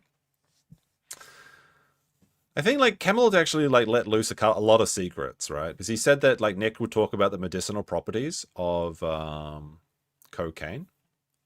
And I believe that Nick himself has said that one of his kids was on like either Ritalin or Adderall or something. And essentially that's just like a government version of cocaine. So he's like, well, I would never give a kid cocaine. They'd be hyperactive. It's like, well, it actually kind of has the opposite effect in people with that condition. So it's very likely that that is the case. I mean, it's always possible that the test was incorrect or that the hair's follicles were mixed up. That's reasonable. But the chance of that happening, very low. Occam's razor, the most simplest answer. There's cocaine in the house. There's adults that are using drugs. They're mixing up drugs to the point where they're doing lines of ketamine. Simplest answer is one of the adults exposed them to it. And Nick has said that he was leaving drugs in jacket pockets. He was throwing cocaine bullets on chairs. He was throwing them in cars. Very likely that one of the kids found cocaine. Or the parents gave it to them. That's just most likely situation. Like, how is that bad? He's like 45. Who cares? I don't have a moral problem with drugs. Like I don't. I agree with Nick here. I don't have a moral problem with drugs. But I do have a moral problem with how people with children act around them. And especially when they expose them to it. We were fortunate in this. The entirety of the damage done to... No, you weren't. Oh, we were fortunate. Our child was just exposed to 10 times the levels of cocaine that children normally have. To us came from the government's intervention. I say we were fortunate because we didn't have an overdose or any health problems. Like none of that happened. Except that you did. You admitted. First of all, the test exists. Second of all, you admitted that the whippets caused lasting damage to yourself. The most destructive thing you've ever done, the whippets. This is just cope. He's just inventing his own reality. They might have been coming. something. Who knows what my behavior would have led to? I don't know. I'm not saying We kind of know what it led to, as we saw it happen live. like we're miracle workers or whatever. We were fortunate. The destruction came from the enforcement of the law, not from the. This is just no. This is your fault. Okay, the government came to your house because of your actions. They took away your kids because of your actions. You destroyed your body and perhaps your entire critical thinking going forward, because Nick is not as sharp as he used to be. And he used to be pretty sharp, honestly. His show used to be good. I'm not one of these people that'll say like, oh, yeah, it was never good. No, I enjoyed the show. That's why I know so much about the story. Of course. There were some great times, like the Shuey to Shane, the Duncan MacLeod arc. Like there was some entertaining back and forth. But Nick just doesn't have that anymore. He can't even beat Keanu in a conversation. And you're gonna get up here and say that the drugs had no effect on your life when Kiki's scoring dubs over you? Come on now, mate. Use of the drug itself. I don't have a moral problem with drugs. I think they should all be legal. But until they are, don't fuck with them. It will ruin your life. Like, you may think you're not going to get caught, but you will. I feel like a lot of people are smart enough not to get caught with drugs. That's why the drug industry actually exists. Here's a better tip. Don't live stream yourself doing drugs. That's actually pretty helpful. Nakadashi Tomodachi with the 2 says, wish C. Goody was here to hit the goal. Oh, that's kind of rude, mate. That's kind of rude. It's a little bit. I feel a little bit sad about that one, okay? But like C. Goody's, like, he had no kids, right? So he had the freedom to destroy himself.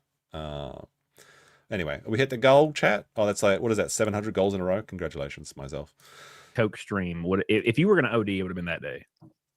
I didn't even do that much coke. That's a great stream. I'm gonna be honest. I watched that shit and I was just like this the whole time. I was like, this is wild, bro. Dude, so I didn't. That was the thing that blew my mind. Is this true? Camelot claims his sister died of an addiction. It's all fun and games, yay. I don't know the deepest lore on this one, but that's kind of wild. Although I have a family member that died of something similar. So I think basically every family does. I think either drugs, alcohol, or some other addiction, gambling, escapism, whatever it may be. Because I definitely did cocaine on that stream. That's no secret. I've said it a bunch of times. But I kept the cocaine upstairs. I didn't keep it in my office because I didn't want to be tempted to like just shut off the camera and, you know, pop a line. And then you come back and you got something on your face.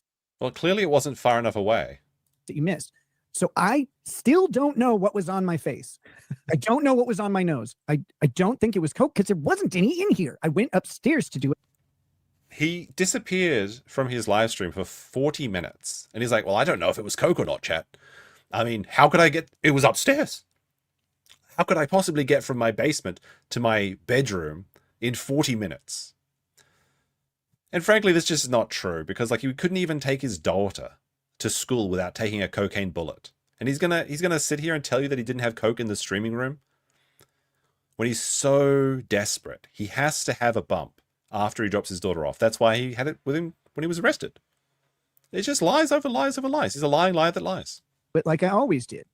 Dude, I gotta throw that shit up on in my theater room and like relive it. Like, cause you come back and there's something on your nose, and the chat was just freaking out, like, holy shit. I didn't even remember this. I thought it was a bit. He's like, he'll protest that the powder on his nose could not possibly be cocaine. When he disappears for 40 minutes, he has no recollection of these events. It's just like, well, I don't know, it must have been powdered donuts or something. Like, what is even the point of this lie? He's already admitted to doing cocaine on the stream. You may as well just say, yeah, it was cocaine. I was a bit like you put powder or something and you just came down and was like, woo. When I left to go to the bathroom, I am blacked out from that moment on. Then how do you know you didn't do drugs? Didn't do cocaine that stream? You obviously did. This lie is just ridiculous and there's no reason for it. It's just compulsive at this point. Don't remember. Like I have little bits that I'm reminded of. I've watched through the stream since then. So like I know what happened afterwards, but I didn't know that the next day. And I got messages. People were like, bro, this stream was not good. And I'm like, what are you talking about? It's just fine. You bad. Yeah. I mean, it was, What do you mean? What do you mean this stream has a problem? Clank, clank, clank, clank. Oh, buddy. That was wild. But to be honest, there are plenty of streams where I was on much more cocaine than that. It was the alcohol that really got me on that stream because I mix them. Drank a lot. I mean, I'd had 3 shots or glasses or whatever. You know, I say glass. Drive through cement. I mean, he almost did.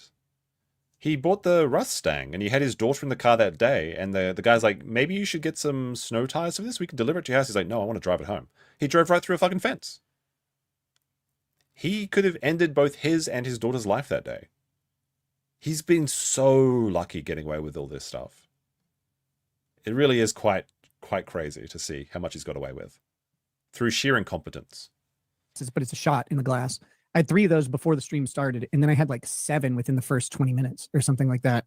Yeah. By the time I left to go to the bathroom, I was like 18 or 20 shots deep, man. It was bad. Very bad. Walter Lippman says 5 kids are hearing Nick's muffled voice right now saying all this. Well, thankfully, the government told all my children that was happening because they had no idea. They didn't know anything about drugs. This is just the saddest cope. It's like, oh my goodness, how could the kids possibly know? How about when they came into your bedroom and you were passed out ass up in the K-hole? And they're like, Dad, can you start? Oh, never mind. I guess we'll just, oh, Aaron's not here. Okay, we'll figure out how to make the SpaghettiOs ourselves. You were having screaming matches in the house. They were like high all the fucking time. 3 and earlier there was 4 adults. And the kids just have no idea.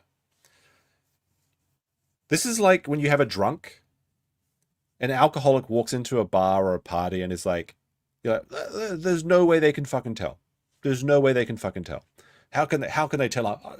You can't tell I'm drunk. Oh, what I haven't drunk today. Like, everybody knows. They just have the decency to ignore your shenanigans. It's actually funny. Like, one day I was recording a video for, what was it? It doesn't matter. But I went to the bar first, and then I tried to record something afterwards, so I actually could see what I looked like afterwards. And I was just like, when I was recording it, I was like, nobody's going to know I'm drunk. And I looked at it. It's so funny. I keep it around as a reminder sometimes. It's such an innocuous video too. But it's just like, I'm like, why did I think I could do this? It's so stupid. Drugs. They'd never been around me on drugs or anything like that. They never experienced it. And the government came in and told them all. I mean, even in this, he said he was blacked out for 40 minutes. What if you went to the kitchen and your kids saw you then? It's just such the weirdest thing. He has to believe this though. I think that he's conditioned himself to the point where he actually does indeed believe it, because the alternative is to realize how much of a shitty father he is. It was happening. I mean, I asked them if they had ever seen anything, and they all yeah, said, well, I no. do have some streams like that. But the thing is, when I'm drunk on stream, I know that I'm drunk. That's the important difference, is that I've had a lot of sloppy streams. And yeah, they stupid, sure, but I had fun, I guess. Not that it's justification, I'm just saying. But like in this instance, I was like, okay, because going to this bar was part of the video. So I thought I would record the introduction to the video after doing that, because I might be more relaxed or whatever. It's just funny how bad it is. I was just like, what am I doing? What am I thinking? Like, we didn't see that ever. What are you talking about? And so, you know, the reality is, when you get arrested, like, they just go ahead and tell everybody that they're not gentle about it. In fact, you know, I listened through all the interviews of my children, and there's one strategy. The lady Alicia, who was the investigator, Say her name, Mrs. Sweep. Sweep. total bitch. You know, there's not enough bad things I can say about her. She lied under oath. She did a whole bunch of stuff. But one of the things she did that And Nick has never lied, by the way. I'm just going to let you know. The reality is that Miss Sweep is probably like an angel that actually was just doing her job, and she had to deal with this actual retard. But I guess we won't know because Nick won't release the footage, right? made me the most angry was what they tried to do is invoke an emotional response from the That'd be a really good name for a secondary clip channel. kids to get them to say something about the parents in case like the kids have been coached or something like that. I guess, I don't know. She intentionally made each one of my children cry at the end of their interview. Intentionally started saying things to make them cry. This is such fucking bullshit. No, it's Nick. It's your actions. She was telling the children your actions, and then the reality that they were either ignoring or just learning. That's what made them cry. I don't think that Alicia Sweep was waterboarding your kids or putting fucking bamboo shoots under their fingernails. She was talking about the things that you did. She was probably asking them if you did anything untoward towards them. Especially since one of them tested positive for cocaine, which you by yourself has said that that's a way to get someone in the mood. That's probably why they were crying. But that only happened because you invited these people into your into the house with your actions and being so flippant about it, online, in public, everywhere. saying things about their parents and not being able to see them and all that That's a stuff. live shot. That's So, kind of like, funny. It's just a fucking monstrous tactic. But the problem that they ran into with my You know what's not monstrous, according to Nick, is giving kids cocaine. Totally fine with that, apparently. kids was my kids told Allegedly. the truth. We've never seen it. We've never seen our parents intoxicated. You know, like we don't know anything. Like each one of them individually said that they've never seen it. It's because we didn't do it around the kids. Like they would have they had no idea because She probably did don't not. want your kids to know about that stuff. Nakadashi Tamadachi says, "Did you Oh, look, speak of the devil. and Rekieta share a hotel room? Share anything else?" Oh yeah, brother. Just some saliva. Oh you yeah, know. dude. Have Just you the never seen black the video of me hookers. playing Journey on piano? Nick was like kissing all over my neck, That's right. whispering in my ear. He's like, "Bro, I've never played Journey. I heard it's a really good game. I don't that remember. was fun." It was a good job. I don't know. It was a great job. We had a lot of fun. Nakadashi Tamadachi says, We'll probably talk about the Tyler Oliveira stuff mostly tomorrow. We opened with the Tyler Oliveira stuff, but I don't think we'll have time to go through the video tonight. I think tomorrow's stream will just dedicate to watching that and having a bit of a giggle as a closure to that. Even though we're kind of falling into Oliveira's message, his marketing campaign. I'll I'm go back engaged to with this. fiance. It was a good job. I don't know. It was a great job. We had a lot of fun. Nakadashi Tamadachi says, "I'm engaged with my fiance. Asked for a hall pass with her friend Matt. Should I let her before we get married?" Yes. Thank you, Nakadashi Tamadachi. I appreciate you. Yeah, of course, man. Of course, dude. Just fuck it. Fuck it. You know, fuck it. Now, see, that's why I'm just gonna stay this guy, and I'm not gonna get married. I'm never gonna get in that position ever. Oh, thank you. Nick just has to silently see there as Camelot says to the entire world, no, I would never be in. I mean, yeah, let the bitch fuck that guy because you're not getting married to a slut like that. Right, Cody? Thank you. I can't stomach it. I ain't like Nick, okay? All right. No. Record scratch.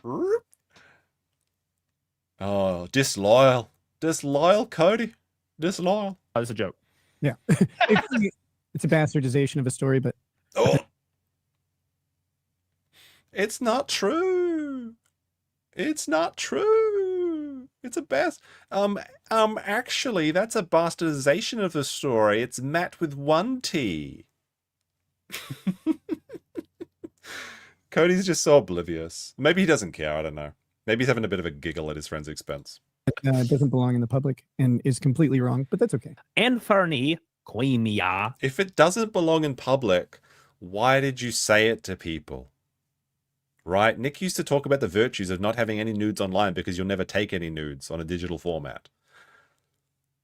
The story that Star Trek is reporting, by the way, this is just confirming that anything Star Trek says is basically true. All of it. Now, he could just start making up bullshit and we'll believe it now because Nick has essentially co-signed these posts by saying, well, it's not technically accurate.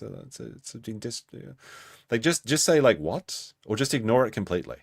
It's so weird the way he tries to correct the record by saying it's not actually, there's a slight detail there. Oh dear. Oh dear. All right, what is this one? Says, was the Matt you drove to see our wife, the Matt, from the Tinder that Jack Murphy wrote about? I have no idea what this lore is. Thank you, Anne, for They don't know either. visit Hedonism 2. So the story did happen. We don't know the whole story. Or is it Kayla's whole story? As in all of her holes were filled by a different man named Matt. Where's the third one? Nakadashi Tomodachi with a 2 says, ha, got him. Surprisingly, Camelot's pronunciation of Nakadashi is really good. Maybe that's not so surprising. Sorry. The name got me. Visit Hedonism 2 is also very funny. Let's go. My wife cheated on me with a guy. Look, you have to find some way to remove this little Australian dollar thing from your messages, okay? You've got a lot of funny accounts. I'm not going to pretend I don't laugh about them, but them coming in as Australian dollars is a big giveaway. I don't believe that there's just like a group of 20 Australians that are colluding to have all of these funny names, okay? I know it's one guy. It's funny. It is funny, though. It is funny, though. Called Ian in Star Trek Online. Ian, he buys from me. Just fucking cocaine, bro. Come on. There you Thank go. you. Appreciate All right, Nick. You fucking with me. There you It's the solution to everything, apparently. All right. That's the first part. That's the first part. Part 2. Next, celebrity life and getting touched by strippers. So this is the second stripper story I of went the to this night.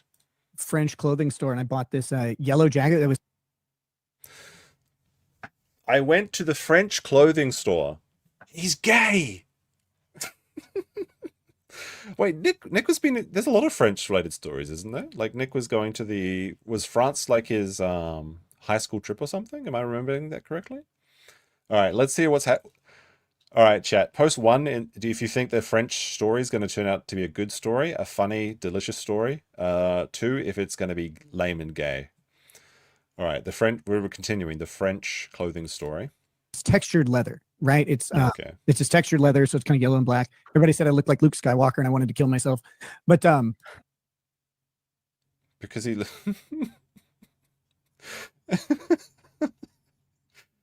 Oh no, not like this.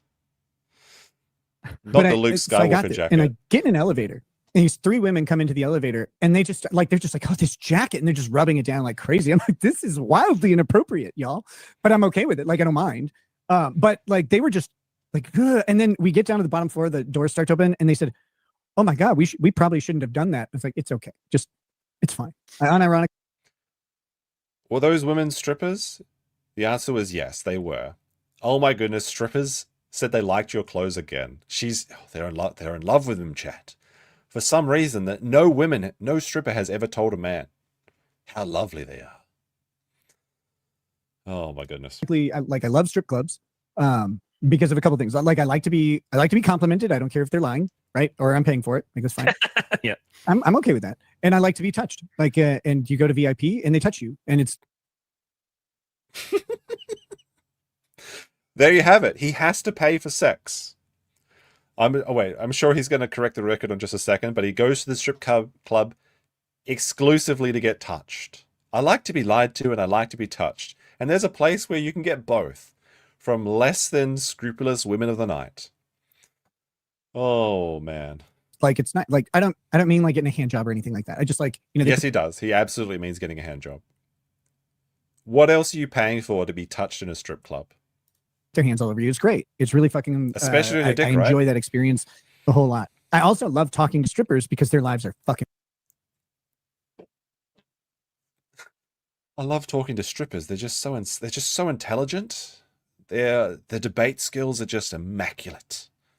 We have the longest, deepest arguments about what it means, life, the universe, and everything. Only at Slippery Sally's strip club.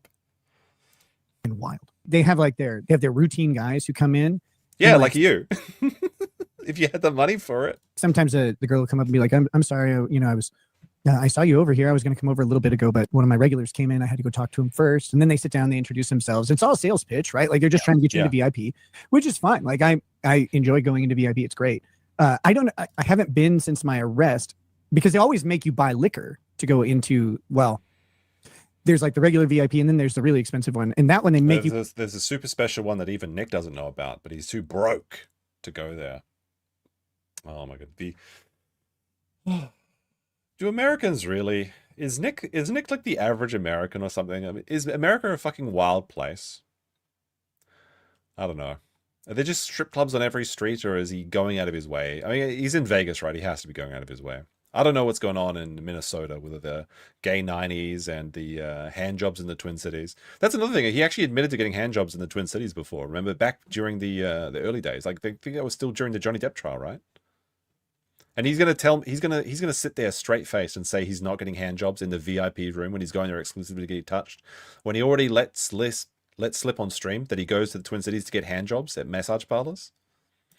buy a bottle of champagne, and it's a way overpriced bottle of champagne. Like, they force you to do it. Yeah. And you can't go in there without buying it. It's like, okay, well, that sucks. But like, it's more private and you get a longer time. So sometimes it was worth it. But that being said, like, I like going in. I don't want to take any of these girls home.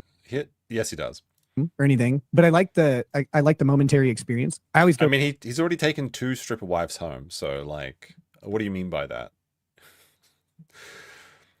Maybe you could actually get your house cleaned if you take one of these strippers' homes, because strippers have jobs that they go to. They're actually quite conscientious, I suppose, because they can keep to a schedule. Unlike your wife, what does she do? With Lady Rackets, like, we go together, and so there's Lady nothing Rackets. untoward happening. But you mentioned clubs, and my favorite club. I go to the strip club with my wife. That way she knows I'm not getting hand jobs. Are you sure about that? That I've ever been to is actually 11 in Miami. What? Which He's been to 11 strip clubs. together. And so there's nothing untoward happening. But you mentioned clubs, and my favorite club that I've ever been to is actually 11 in Did he think that was the average age of the dancer? Is that why it's his favorite club? Miami, which I mean, he has talked about Cuties being one of like a great movie, right?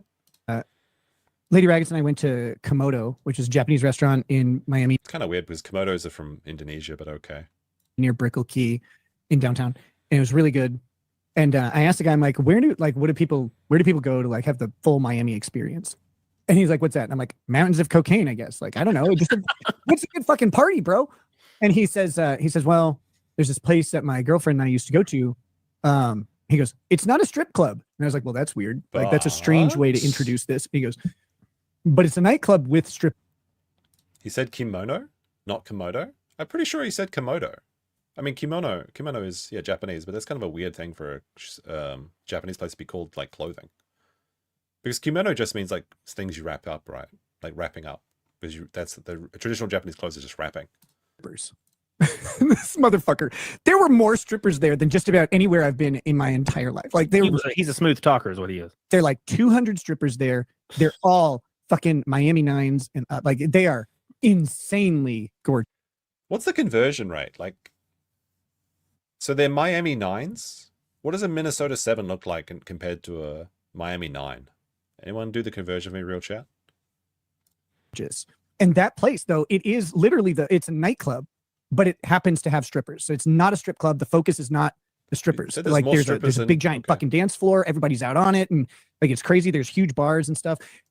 But then there's like, you know, these little caged off or not caged off, but like fenced off areas, and there'll be there'll be. I mean, he belongs in a cage, so okay. Strippers there, and they have the same thing, VIP. I mean, he did say that they're in cages, and he is feeding them drugs for them to have sex with him. So I'm not. I mean, are they that far away for this point? Rooms and everything. It was wild. We had a blast, and then to close out the night, Machine Gun Kelly showed up and did like a 5-song set at 3 a.m. And it was like, well, like he says that Machine Gun Kelly showed up. No, it was advertised as Machine Gun shit. It wasn't just some random occurrence, some crazy thing. You paid extra, $750 to get into this. This is great. Like it was. Yeah, see, this is why you were fucking doing cocaine, because that sounds like a fucking celebrity life. So yeah, I was at this nightclub. There were strippers everywhere. It was really cool. And then Machine Gun Kelly came in, done a couple personal songs just for me. It was great. Not for me. God, you're just making me just. Megan Fox was there with him. Like it was cool. It was a blast. Yeah. I met the funniest dude, the funniest like Persian man there. Is he a pimp? Is this where this story's going? I've seen some of this clip, but not all of it. Tell me, Chad, is it going to turn out to be a pimp? I wouldn't be surprised. He had his own VIP couch. So I got a VIP table because it paid for. Here's the thing. So it was $150 each to get in because Machine Gun Kelly was going to be there, right? Yeah. Is Machine Gun Kelly worth $150? I don't know. Like at 3 a.m. in Miami in a strip club. This isn't sounding like this doesn't sound like some exclusive, amazing thing. It sounds like you got fucking taken advantage of. Or I could pay $750 to get a VIP table, but they gave you, which bought the 2 tickets, but it also gave you $750 in credit to spend. It's basically at the club. free. What? $750 credit? It's basically free. It's like, well, I could have paid $300, or I could have paid $700. And you get like, what, $100 worth of alcohol for your $700 credit? Because it's a fucking club. Every $20 bottle of vodka is going to be worth like, what, 10 times the price in there. Like, I have this friend who would always spend money on like buying garbage. Like he would buy Coach stuff, like Coach bags and purses or whatever the Coach sells. And he was like, well, this was a 50% discount and I bought it. It's basically making money. It's like, no, you just paid $200 for a purse. So no, you don't understand. This is basically free. I was like, okay, buddy. So he's like, I got in there for $750, but it's $700 credit. It's like basically free. And I got 2 bottles of vodka. I'm a smart businessman, father. Can I have the control of the trust fund now? No. Oh, well, there you go. So it's like, and so we just went in and bought a couple, like you buy a couple bottles at club prices, right? Like they cost a fucking fortune. A bottle of vodka is $200 or whatever. Mm-hmm. So we buy a couple bottles of whiskey, and then I bought a bunch of shirts and bought a bunch of bikinis for Lady Raggets and a couple hats. Oh my goodness. Were they used? So he spent $750 to get 2 bottles of whiskey, some bikinis from Shein, a couple of t-shirts that, is it this t-shirt? Because I hope it wasn't. Oh, the illustrious t-shirts from the club, the Miami 11 clubs. Absolute mark, this man. And then I bought one of those money guns because like I'd already spent the money.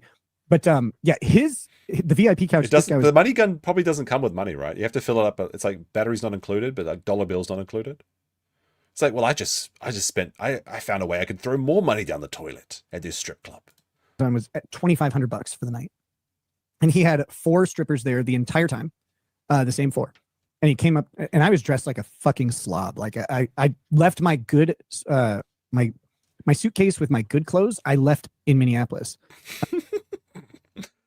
Are the good clothes? Can we see these good clothes, sir? Is there any evidence that these good clothes exist?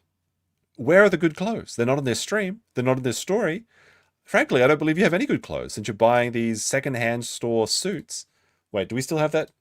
Is this the good clothes? Are these the good clothes that were left in Minneapolis? Maybe they should have stayed in Minneapolis. I mean, I guess they did in this story. But okay. I had 2 suitcases. I had one overnight bag for. Oh, I was supposed to interject with this clip. I forgot about this. We'll get to it afterwards. Staying at the hotel by the airport, and I brought that bag with me like an idiot. And so I was dressed in like a Reebok shirt. It was bad. And this guy comes up to me. But you bought a bunch of shirts. Why didn't you just change into one of these shirts? I have Lady Raggets and this stripper with us, and he's like, "I don't get it. You're with these 2 beautiful women, but you look like a fucking ape." And I was like, the actual story was you're with this one beautiful woman. What's with the other one? Covered in garbage, like pencil drawings. Well, I say, well, I'm really rich or whatever, I guess. He goes, oh, okay. Yeah. No, that makes sense. It answers the question. Yeah. And then he comes up to me later. Lady Raggis went to the stripper took her to the bathroom. And he comes up to me and I'm like, hey man, how's it going? He's like, I'm still rich. And I was like, okay, that's pretty funny. And then he's like, you hungry? I was like, yeah. Here's a hamburger. He just gives me a hamburger and we're just sitting there. And I was like, your life seems really interesting. He says, it is. And he never said anything else. And I was like, okay, this guy's great. He's fucking cool. Yeah. See, and you listen to how great all this. A Persian pimp gave him a hamburger and he's like, this is a cool guy. I think the guy was there with 4 strippers because he was advertising those 4 sluts or whores or traffic women to rubes like yourself. That's why he's there. He's there working. And he gave you a hamburger. Congratulations. And you threw it all away. How could you? How could you? I know. It was so. This is the life that he envies, by the way. This is like, if you're like a young man and this happens, like, sure, maybe it's a bit of crazy, a bit fun. But if you're 45, you got a family, like, just spend time with your family, old man. Much fun. God damn it. Gosh, you had it all, Nick, Rekieta, and you just couldn't handle it. I mean, if you, and this is going to sound like really, it's not meant to sound snooty or anything, but if you're going to go to a strip club with like $50 and be like, oh, I'll buy some lap dances, like you're probably not going to have a good time. Like you're going to be out in the main area. The girl's going to do like 3 little quick lap dances on you during a couple songs. You can't touch her. She's not going to touch you because that's the rule. Just go to a fucking brothel. If you're going there exclusively to touch the girls, just cut out the middleman here. Or just go home to your whore wife. Rules out on the main floor. And it's going to be really... I mean, she'll do it for a set of Legos. Which actually probably that's like $200. So actually probably is cheaper to go to the strip club. Awkward. You're sitting there like, I don't get what she's doing. Like, because she'll take off her top and like just grab her tits and stuff like that over and over. And that'll be it. It'll be weird. You're like, okay, well... Nick knows all the rules. Yeah. They tell you right away. Like the girls are like, don't touch me while that guy's looking. Like, don't touch me while that guy's looking. You can touch me after. They want to sell it, right? Like, so they'll encourage like the touching and stuff. I mean, wait, is there flies? Did I just But they got to be quiet. Or, right? Like, so there's a fly. Look at them. There's a fly here. Do you see this? I didn't know. Like, this is the grimiest story. And there's actually flies. I'm not making this up. Like, I'm going to show you back. Like, I'm going to go back frame by frame. See this black dot here? Look. There's literal flies. Well, he fucking stinks. Look at this black dot moving. Do you see it, chat? I don't know. Like, maybe you can't see it. The actual fly flying around him in this moment. It's like, so it's I couldn't have made this more perfect. It's like he's got stink lines coming off him. They'll encourage. Isn't it like 5 degrees in Minnesota? Aren't all the flies dead?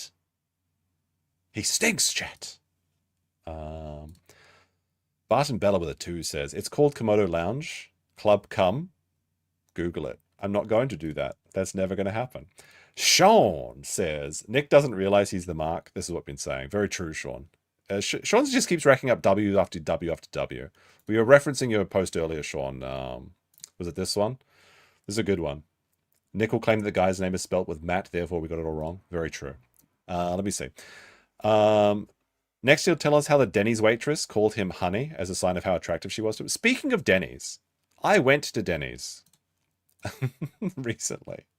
Where did I post this? Did I post this in? I must have posted it. Hold on a second. I went to the Japanese Denny's. I'm just going to show you this is funny. Unironically, I went to Denny's yesterday, but Japanese Denny's is weird. So this is this is evidence that I went to the Denny's, but then I got to show you what the menu was for this special thing. No, wait. Oh, I wasn't. Oh, sorry. I wasn't even showing anything. Sorry. This is proof that I went to the Denny's. Okay. But then the Denny's menu had this special deal. I was like, no, wait a minute, Denny's. No. Is this like the... Oh, fuck. What is this called? It's like the Labor Thanksgiving.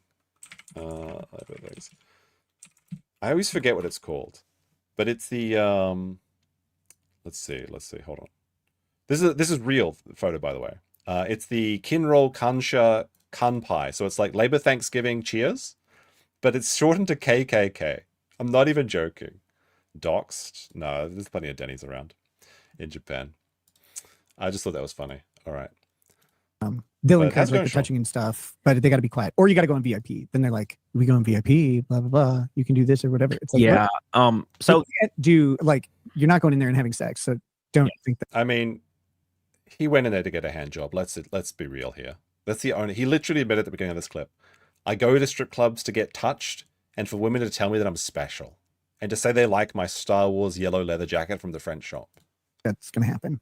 Yeah, I don't, I've never paid for anything in a strip club. I just go and I'll get like some claws and I'll just like people watch and I'll always have friends with me, like girls. Yeah. So that's what makes it kind of fun. If I went alone, that would be a nightmare. That would be weird if I went alone. Yeah, don't go alone. Like, again, my advice, it's not for everybody. Look, I really like enjoy physical touch. That's a thing that like. I enjoy physical touch. Therefore, I go to the strip club. I would you get a hand job though? No. That'd be ridiculous. Like, actually, do you remember? It's the Kawaii Kitty Committee. Very funny. Like, do you remember, Sean? Like, you were on that stream, right? Where, like, Nick let loose that he was going to the Twin Cities to get hand jobs. I think it was during either Johnny Depp or not Amber Heard. What was the other one? Rittenhouse? When he literally said, like, Sean, do you know how much I hate being here doing these live streams? Do you know how many hand jobs I could be getting in the Twin Cities? He, like, let it slip. That's his... And then this man will tell you that he's not going to these strip clubs to get the rub and tug. Makes me happy. Not everybody likes that. So why not just touch your wife? Have you seen her? Also, she's more interested in playing with Legos than touching Nick. That's why I like to go. That's the main reason. If you don't like that, don't go. It's going to be a waste of money. Like it's weird. But if you want to pay someone to compliment you, also like. There you go. There's the answer. If you want to pay someone to compliment you, that'll be $750, sir. Ah, a fair price. At even twice the price. Maybe no one's told you you're handsome in a while. You can go do it there. That's they'll tell you. pathetic. Like they'll ask you for more money. Like then make you pay for words or whatever. But yeah, this is so embarrassing. Nobody's called me attractive. I'll go to the strip club. Pathetic. He thinks this is like Ralph broke this, man. Like this stream he went on with Camelot was purely because he spent 5 hours watching Ralph, terrified that Ralph would actually drop some really damaging information, which I think that Ralph still has, but is just being coy with. I don't know though. That's my theory. Then he went on this stream, his post-Seethe stream. But if you go, like it's true, she has a destroyed body. Have a good time. There you go, young men. Bring a chick to a strip club, give her cocaine, and she'll be forced to have sex with you. It's the implication. Strippers love cocaine too. Like they all. Oh no! This is so funny. Someone's going to make a supercut of the Rekieta drugging arc, where he's like, "Just give women cocaine and they'll have sex with you." Strippers love cocaine. Like bring a chick, have a good time. Maybe. Oh, and strippers love cocaine too. Like they all do, almost without exception. That's why you were a celebrity. That's why you got the deals, because you came in there and Well, you're like, they had it. They give it to you. oh, interesting. I mean, Well, that's better for you then. yeah, it's like, You're probably like, Strippers are just damn, giving whoa. you cocaine. they're like, oh, do you want some? You want some coke? It's like, well, I mean, are you a Fed? Hold the fentanyl, please, ma'am. Let's go. What the fuck is that? But they get it. So they get it from their simps. Like their regulars will just bring them, like, because they want. So that's you. It's like you're the simp giving them cocaine. You said earlier in the stream you give women cocaine, and you're like, well, strippers just give you no. The cocaine is from you. That's why they're telling you they like your yellow jacket from the shitty French store, because you give them money and cocaine because you're so sad that your wife doesn't just say, "Oh, you're looking good today, Nick." Must have been a while since she said that, eh? Must be rough. He's the simp. These girls coked up all the time, so the regulars will bring it to them. So and they're like, haha, yeah, my one client, he brings me coke all the time, and then they'll just share it because they have a whole bunch. Wild. Holly Movie Star says, just go as a Catholic priest. Ultimate peacocking. You mean to a strip club as a Catholic priest? That Well, would wearing be like weird. the collar, like the white collar thing shirt. Yeah, dude, that would be hilarious. That'd be fucked up, but I I'm here think to it's save funny. you, child. And then all of a sudden it's on. They're those people who do that though, right? Like there's like husband and Are wife, they? like ultra Christians, and they say they go in and they're like, no, we go in and we talk and minister to these women. Like they'll take them into the VIP room and then start like evangelizing to them. Does this happen? I mean, I suppose it's probably happened at least once, but like I think that these ministry VIP missionary couples or whatever, this is a bit sus story. I'm like, that's more degenerate than anything I've ever done. Like that's fucking crazy. That is weird. Is it more degenerate than giving your daughter cocaine at 10 times the level of normal? Or, sorry, 10 times the level of, not normal, 10 times the level they were testing for? But I mean, a missionary's going into a strip club to like, to evangelize to the people that they think are sinners or need redemption. Like, it's actually a very, like, if that's true, I mean, I do have my suspects about that story and if people actually do that, but if they do that, that's literally what the Bible says, is to convert the sinners. That's a noble act for them. And that's more degenerate than going in there to get touched by women that aren't your wife because she's so disgusting that you can't bear to face her anymore. Or she's too far down through the Bajoran wormhole or something that she doesn't want to pay you attention. But yeah, that's the degenerate act. It would be funny though if like the priest comes in, and they're sitting at, they're like just watching, and then all of a sudden they get their bills out and they start throwing it at a stripper on stage. That would be pretty wild. I just keep thinking of like the priest. It's like the wallet of Christ open for you. Nick Rekieta's wallet is open to everybody, including his prison wallet, apparently, allegedly. Throwing bills to bitches. All right. I think that brings us to. I was gonna do this one. I can't remember why I have this timestamp here. This is from I think a day or two ago. This is the Rekieta Sober Lifestyle, Legal Ketamine Coke Stream, and Dallas Date Grape. Cost many people to be touched. I don't know. I didn't remember. All right, so this is when he went to like Ethan. Was it Ethan Schaefer? Was it Impactful? I think. Touched many people. Life altering stream. Cost many people to be touched. I don't know. I didn't remember. So I blacked out I got up to go to the bathroom, right? And I was told later I was gone for like 45 minutes to the bathroom. I had no idea. I thought it's it was very up there for possible. 5, Nakadashi Tomodachi. maybe 10 minutes, and then came back downstairs. Elijah I had Schaefer. no That's fucking it. clue. I was at that point. I was all. That was actually that's the first time that Nick got pressed by Ralph. He showed up at the Blaze Studios. And he was standing outside, saying, "What are you scared?" And Nick was inside taking photos from behind the curtains, like a pussy. Already blackout drunk. I had no memory of what happened afterwards. I woke up the next morning. I had like a vague memory of some of the stuff that happened, but it seemed like it was like from streams like weeks prior. And I was like, oh, I wonder when that happened. I think I remember that or something like that. That's weird. But I had no idea that it happened the day before. And then like people were telling me about it, and I was like, I'm gonna go take that stream down right now. I'm like, because Unfortunately, Cog was there to archive it in true, glorious 4K footage for the prosecution. Very It funny. sounds like it little was thing. much worse. And April and Lady Rackets were telling me like they're like, you were really drunk. last night. I'm like, what? What are you talking about? Like, I mean, I drank some. I had no idea. It was not good. Ocean Redux says, "Oh, blast from the past. That was so fun." It wasn't fun. I got arrested because of it. And I would go up to see. It was that's what that night is when I got the black. I thought you were arrested because of those disloyal family members and that disloyal Aaron. But now it's the stream. You're taking some accountability here. This is surprising. This might be some character development. That I had in my mugshot because I went upstairs after the show and I was like, well, I'm gonna do some cocaine. And Lady Ragged says, I'm going to bed.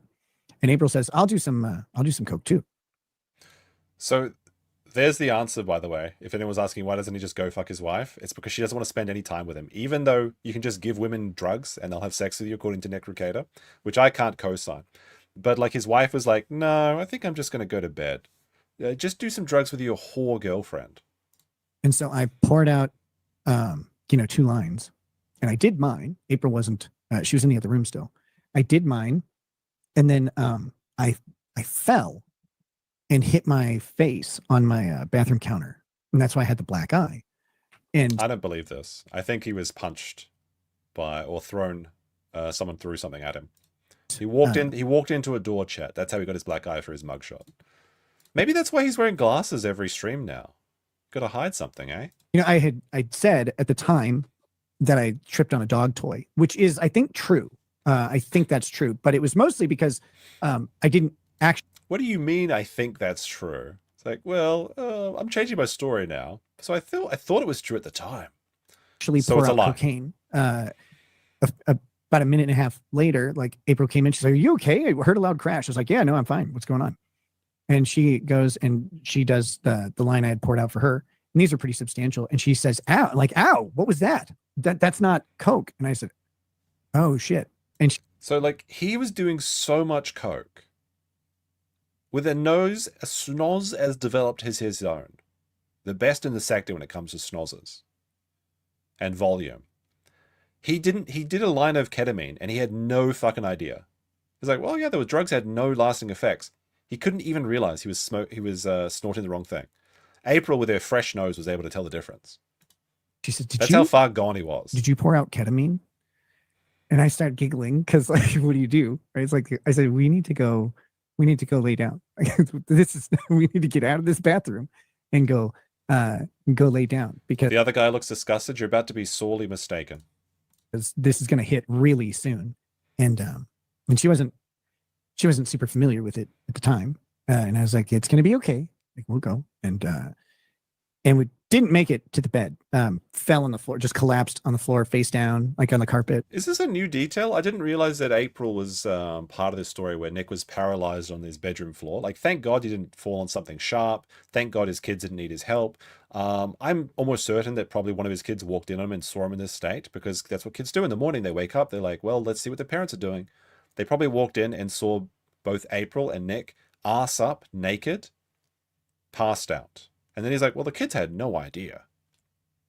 You don't remember anything. How do you know? Nagadashi Domadachi with the 2 says the beginning of the clip is the best, by the way. Is it? All right, I'll go back and read the first minute. I'll see the first minute after this one. Because it was like it hit hard before we got there. So it was kind of wild, but it was fine. Like in the long. Anytime I ever did ketamine, it was always like tiny little. Yeah, you can do the little bumps of it. You kind of just feel drunk for like 30 Yes, minutes. you can do Save Sunny in the chat, or SS for short if you like. So it's kind of cool that way, and I know some people would do that like out at clubs and stuff, but that's crazy because like it feels like it wears off, but it does linger in your system, and eventually you will drop. Like you'll drop into a paralytic K-hole. Same thing happens with GHB. Oh my goodness. It's like this is some people like, oh my gosh, terrible. So I got distracted by that's something. what I've heard, but I don't know if it was GHB or Rohypnol, but I think I intercepted a date rape drink when I was in Dallas. Wait, I need to go back. Sorry, I was distracted. But that's crazy because like it feels like it wears off, but it does linger in your system, and eventually you will drop. Like you'll drop into a paralytic K-hole. Same thing happens with GHB. What? Wait. Wait. Well, now wait a minute, Jim. Don't people just use GHB to like date great people? Like, I know that from the fucking Mr. Bass story. How does Jim know this? Now, wait a second, Jim. Yeah. What's this smile? Same thing happens with GHB. Ding. Now, wait a minute. That's what I've heard, but I don't know if it was GHB or Rohypnol, but I think I intercepted a date rape drink when I was in Dallas for the Elijah Schaefer, his show. And I went to this Red River bar, which is like a big country bar or whatever. And I was just having drinks with some people who were there. I'd had very Holy little. shit. I'd had like 3 or 4 drinks, which at the time was not going to do anything, right? Had like Actually, I think the Elijah Schaefer drinks were like 60% alcohol or something. I think Nick talked about it, the actual incredible strength of the alcohol at the Blaze studio. But the question is, did Elijah Schaefer try and rape Nick? Is that the question? Or did Nick do it to himself by mistake? 3 or 4 drinks, and then I woke up on the floor of the bathroom, and all my credit cards were spread out, but they were all there. Like nothing was stolen, and I had no idea. But that was the bouncer was like opening the bathroom stall. So his cash got robbed, and probably the guy took a bunch of photos of his cash cards, or somebody, or is this Nick just trying to go through it looking for another hit in his wallet? I guess someone probably saw me like laying on the ground, and they picked me up, and they thought I'd just been drinking too much. I guess is my thought, because they're like escorted me out, and they're like, "We're gonna get you a cab. You got to go back to your hotel or whatever." I was like, "What the fuck happened?" I had no idea. And the next day was the worst feeling I've never felt. I wonder about this story, because like it may be the case that Nick just drunk more than he thought he did, because it was his really high proof alcohol. Maybe it just hit him really late. I remember this story going down, and I think that was what people were saying, is maybe he just couldn't handle his booze. But then he's like told this story in retrospect, was saying like, well, I must have intercepted somebody's roofie. I don't know. I'm very, very curious about this story in retrospect.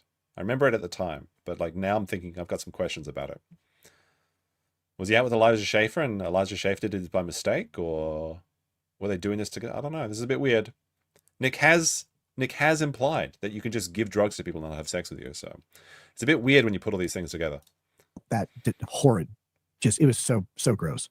But I'd only had like 3 or 4 drinks for the night, which should not have put me unconscious on a bathroom floor, right? Like that, not at all. Unless you're a little bitch. Yeah, that next day was awful. That was the next day was the first day I met Ryan, the editor, in person. And I'm like, Ryan, the editor, has to be the smartest person in Nick's life, because somehow he got this job of being the editor and he does no work. And now either Ryan's been fired, or Ryan is using the AI services that make the automatic shorts that Nick is piling onto his channel, which he thinks is going to work and get him some subscribers. But he loses 1,000 like every week. So I don't know how much money this Ryan, the editor guy, made, but he came out like a fucking bandit. I hope he saved his money, because the gravy train is coming to an end. Every time I hear about Ryan, the illustrious editor, what did he ever fucking do? He's the only person that works less than Kayla. I'm like, well, You sure you didn't meet him the night before? yeah, maybe I did. Let's see. Nakadashi Tomodachi says, maybe you tripped on your Father of the Year award. Possible. That's a big award. I have That's all right. That's a pretty cheeky. That's pretty funny. Mr. Australian dollars. one of those. Like I got one. My kids gave it to me. No, I didn't trip on that. I think it was a dog toy. Dog toy plus ketamine, man. Like it was hitting me already. It was just a disaster. That was a disaster of a day. Like, I mean, or of a stream and shit. All right. So Nakadashi Tomodachi said that the beginning of this clip is the best, by the way. We're going to go back and see the first minute. Then we're going to get to the steel toe stuff. Nick, I respect you for ditching the coke and maintaining a sober lifestyle of only Adderall, legal methamphetamine, and modafinil, legal coke. Yeah, it's very strange that's how it goes, but yeah, that's it. I also have legal ketamine. Like, well, I don't have any. I have the ability to get it. It's just really, really expensive when you buy it from like not a drug dealer. Which is annoying because like I mean, I have seen this beginning part actually. It's interesting, but we know that Nick is desperate for any type of hide or any escape from his life. All right, we'll go on to the toe stuff. Okay, so this is I'm going to put another poll in the chat. Do you think this is a win for the toe? You can wait to the end of the clip if you want, but like this is the craziest thing. So on the show where they exclusively talk about Aaron all day, every day, for some reason, because he's the most amazing man in Minnesota, apparently he's the most interesting man in the world to the Dabbleverse, they decided to find out who his cellmate was and call him and take advantage of this man that's in prison, and it backfires, and it's so funny. Like, I know that some people are like, all right, the next stuff's over, I'm going to check out. This is so funny because this is the biggest L that these people have probably ever taken, and it actually makes Aaron look amazing by comparison, and it makes you wonder, why were they so stupid as to air this clip? This is actually amazing. Like, I don't know how else to put this. Like, I know this is like, I was like, oh my god, dabble person. No, trust me, this one pays off in dividends, so just bear with me here. Talking. Please note, this conversation may be recorded or monitored. So they're calling the prison. Hello? Gotta put a- This is Michael. Hey, Michael, how's it going? Good, I'm good. My name's Mahmood. You can call me Moody. And I'm just here with my co-host Carl. Hi, Mikey. Nice to meet you. Nice to meet you. Mike, we just wanted to give you a call and just get your opinion and understanding and experience about sort of radio hosts in St. Cloud. We understand there was one recently that was incarcerated called Aaron. Oh yeah, I was in the unit with him. Yeah, that one. Yeah. Did you manage to meet him? Did you have a chat with him? What was he like? Yeah, he was pretty cool. Okay, we're off to a good start because, as you know, Aaron said that they were friends. He said that multiple times, so it makes sense that The first thing they say, like, what is Aaron like? Oh, he's pretty cool. Okay, so this guy Carl, I don't know how to describe this guy. He's not very smart, and I get the impression that this is like, you know, when you got that annoying friend and they're like, bro, just watch this 10-minute YouTube video. I kind of know that I'm doing this right now, but like, it's like, bro, this is the funniest fucking YouTube video. Just everyone sit down in the kitchen and watch this for 10 minutes. It's going to be really good, but it's just awful. Mikey remembers him and he says he's cool. That's good. And remember, Aaron's been gone for a week at this point, or a little over a week, and it's amazing that Mikey, we're going to find out, has been in there for 8 months, remembers Aaron and actually answered most of the questions that we asked. Like, there are a few things that we asked him about conversations and stuff. He's like, I don't remember that conversation. If that we happened. called him the ramen dispenser. but so far we're off to a good start. And actually it gets crazier than that, because without even asking him anything specific, these are the next words out of his mouth. Yeah, he was pretty cool. Yeah. Oh, he can play basketball pretty good too. Aaron's pretty cool. He plays basketball very well. Oh no. So when he played basketball, what the fuck? I love black people now. Have a nickname on the basketball court? We called him Larry Bird. No kidding. Wow. So far we're 2 for 2. Aaron said he was playing basketball, he was crushing it. I think that Felton's like fucking seething. He's like, you guys recorded this and you knew what the conversation was. This is not being played live. They recorded this previously. They could have edited it. They could have manipulated. They could have done anything to it. It's like, bro, just watch this. Just watch this. Okay, it's going to be great. It's going to be hilarious. Why would you air this? It's just this is like another win for the toe is a meme and it is a joke. But this is unironically the biggest win I think Aaron's had in a long time, which is hilarious. black guys called him Larry Bird. These are all wins for the toe. You can just stop the interview right here. You all look stupid. Tuki's like the only voice of reason. I don't know how he ended up with this other group for some reason. He's like the odd one out. I think he's just there for charity work or something. But he's like, they're 2 minutes into this 30-minute clip, and the puppet's already like saying, guys, maybe we should just stop watching this clip. It's already a win for the toe. Just stop it. These are definitely wins for the toe. Now, I do want to play, Moody, you said this to me this morning, just a reminder of Aaron recounting the way he got his other nicknames. Now, Larry Bird's just one of the nicknames that he had in jail. He had a couple other ones too, and this is the way that Aaron tells that story. We were in the lockdown. No, they did give me 2 nicknames. And so everybody's in there, and the guy goes, yo, what would you rather be called? Dwight? And I'm like, oh, I'm like, here. They thought, by the way, they were brilliant for the Dwight thing. I'm like, that is great, but like for 20 years, I've been getting Dwight, you know, or radio. And I go, radio's not bad. Well, I asked him, I go, why radio? Like, I asked him, I'm like the retarded Cuba Gooding Jr. He goes, no, because CO said, like, you got a radio show. So, like, there were like 4 employees during my time there that were steel toe viewers, followers. Okay.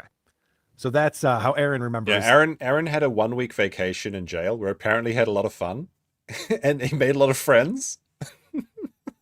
I'm not even joking. They're going to tell you about this. They were like, we already have a retarded essentially black guy. It's Mikey. It was a digital detox. It sounds like some sort of black guy came up to Aaron and asked him which of the 2 names he wants. That's what he said, right? Yeah. Well, let's see how Mikey remembers this. It's a little different. He must have been really good then. Yeah, he was. Now, did he have any other nicknames while you knew him? I think he told us he had a few different nicknames. I just don't remember what they were. He was with us a short time. Right. So he told you he had 2 nicknames and you could choose which one to call him. Yeah, we gave him the nickname Larry Bird because his skills were court. Right. So apparently Aaron's going, yo, you can call me Radio or Dwight. I go by either one. I'll answer to either one of those. But the reality was that they were calling him like an actual basketball athlete. Oh my god. It's fucking Tova, okay? It's all Tova now, boys. But his internal monologue is a black guy. Yes. Right, maybe that's what it is. I feel like sometimes when they make a movie based on a real story, like 2 people will just be one character in the movie, just to simplify things. All right, so after this, I asked whether or not he talked to Aaron about going on his show to discuss the injustices in the legal system, and he said he did. He did talk to Aaron about doing that, but he never got Aaron's contact information. He's like, I wouldn't even know how to reach out to the guy. Because I was like, when you get out of here, are you going to try to get on Aaron's show? He's like, I wouldn't even know what to do. I never got any information from him. So I did tell him we try to help him get connected. And I don't know if we'll do that or not, but I did tell him we would try to do that. So that's when Mikey brought up people are mentally ill being stuck in jail for months on end. He talks about the facilities are bad. There's mold in the showers. And, there's a lot of bad things going on. So it's kind of similar to what Aaron was saying when he came out. It's like, yeah, it's not great. There's problems there. We got to fix a lot of this stuff. These guys should not be behind bars. Doesn't make sense for them. Thought it was a hotel with bigger doors or something. Heavy doors. Heavy hotel doors. with heavy doors. Right. Mikey doesn't feel that way. Every time one door closes, another one opens. Like before this guy got on the phone with you guys, who did he think you were, and why did he think you wanted to talk to him? Oh yeah, go ahead, Right. Rudy. Explain that. So I sent him a message. I said we host a show that discusses radio hosts in St. Cloud, and we wanted to understand his experience about listening to radio. I mean, realistically, he probably was just desperate for any human contact in the outside world. I mean, a lot of these prisoners don't have families visiting them. They don't have anyone to talk to. You get a call out of the blue that someone wants to talk to you, probably say yes to that because it's just like entertainment. You're in there for 8 months or longer, of course.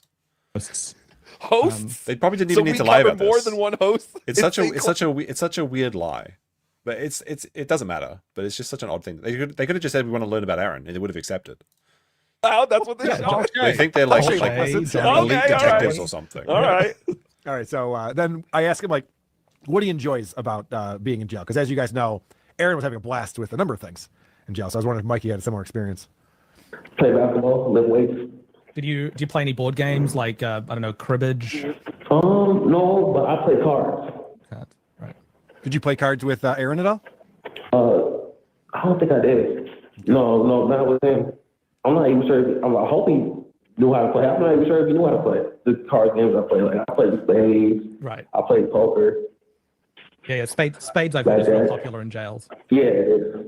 So Aaron was playing a kids game while the adults were playing poker and spades. This reminds me of, and Rocco, you'll remember this, when we were playing poker, me, you, and Kevin Brennan, and Chad was just shuffling around the poker room because he didn't know how to play poker. Chad was just watching the poker. Yeah, He's playing Casino War next to you guys. Yeah, go fish. All right, so we're going to find out more about what Aaron was doing to pass the time, because Mikey does have some insight on that. But, and coming up, we're going to get some real insight into what was going on with Aaron. It was actually, Moody and I were both. I think Carl did the cope swallow there. We're going to get some real insight on Aaron. Just trust me, guys. This is going to pay off. Just trust me, boys. Both very surprised by this interview. I'll tell you that. And we both looked at each other afterwards and went, holy shit, I was not expecting that. So there's some conclusions that I think are going to surprise people once we get to some of the more revealing things. This was the question of, was Aaron popular?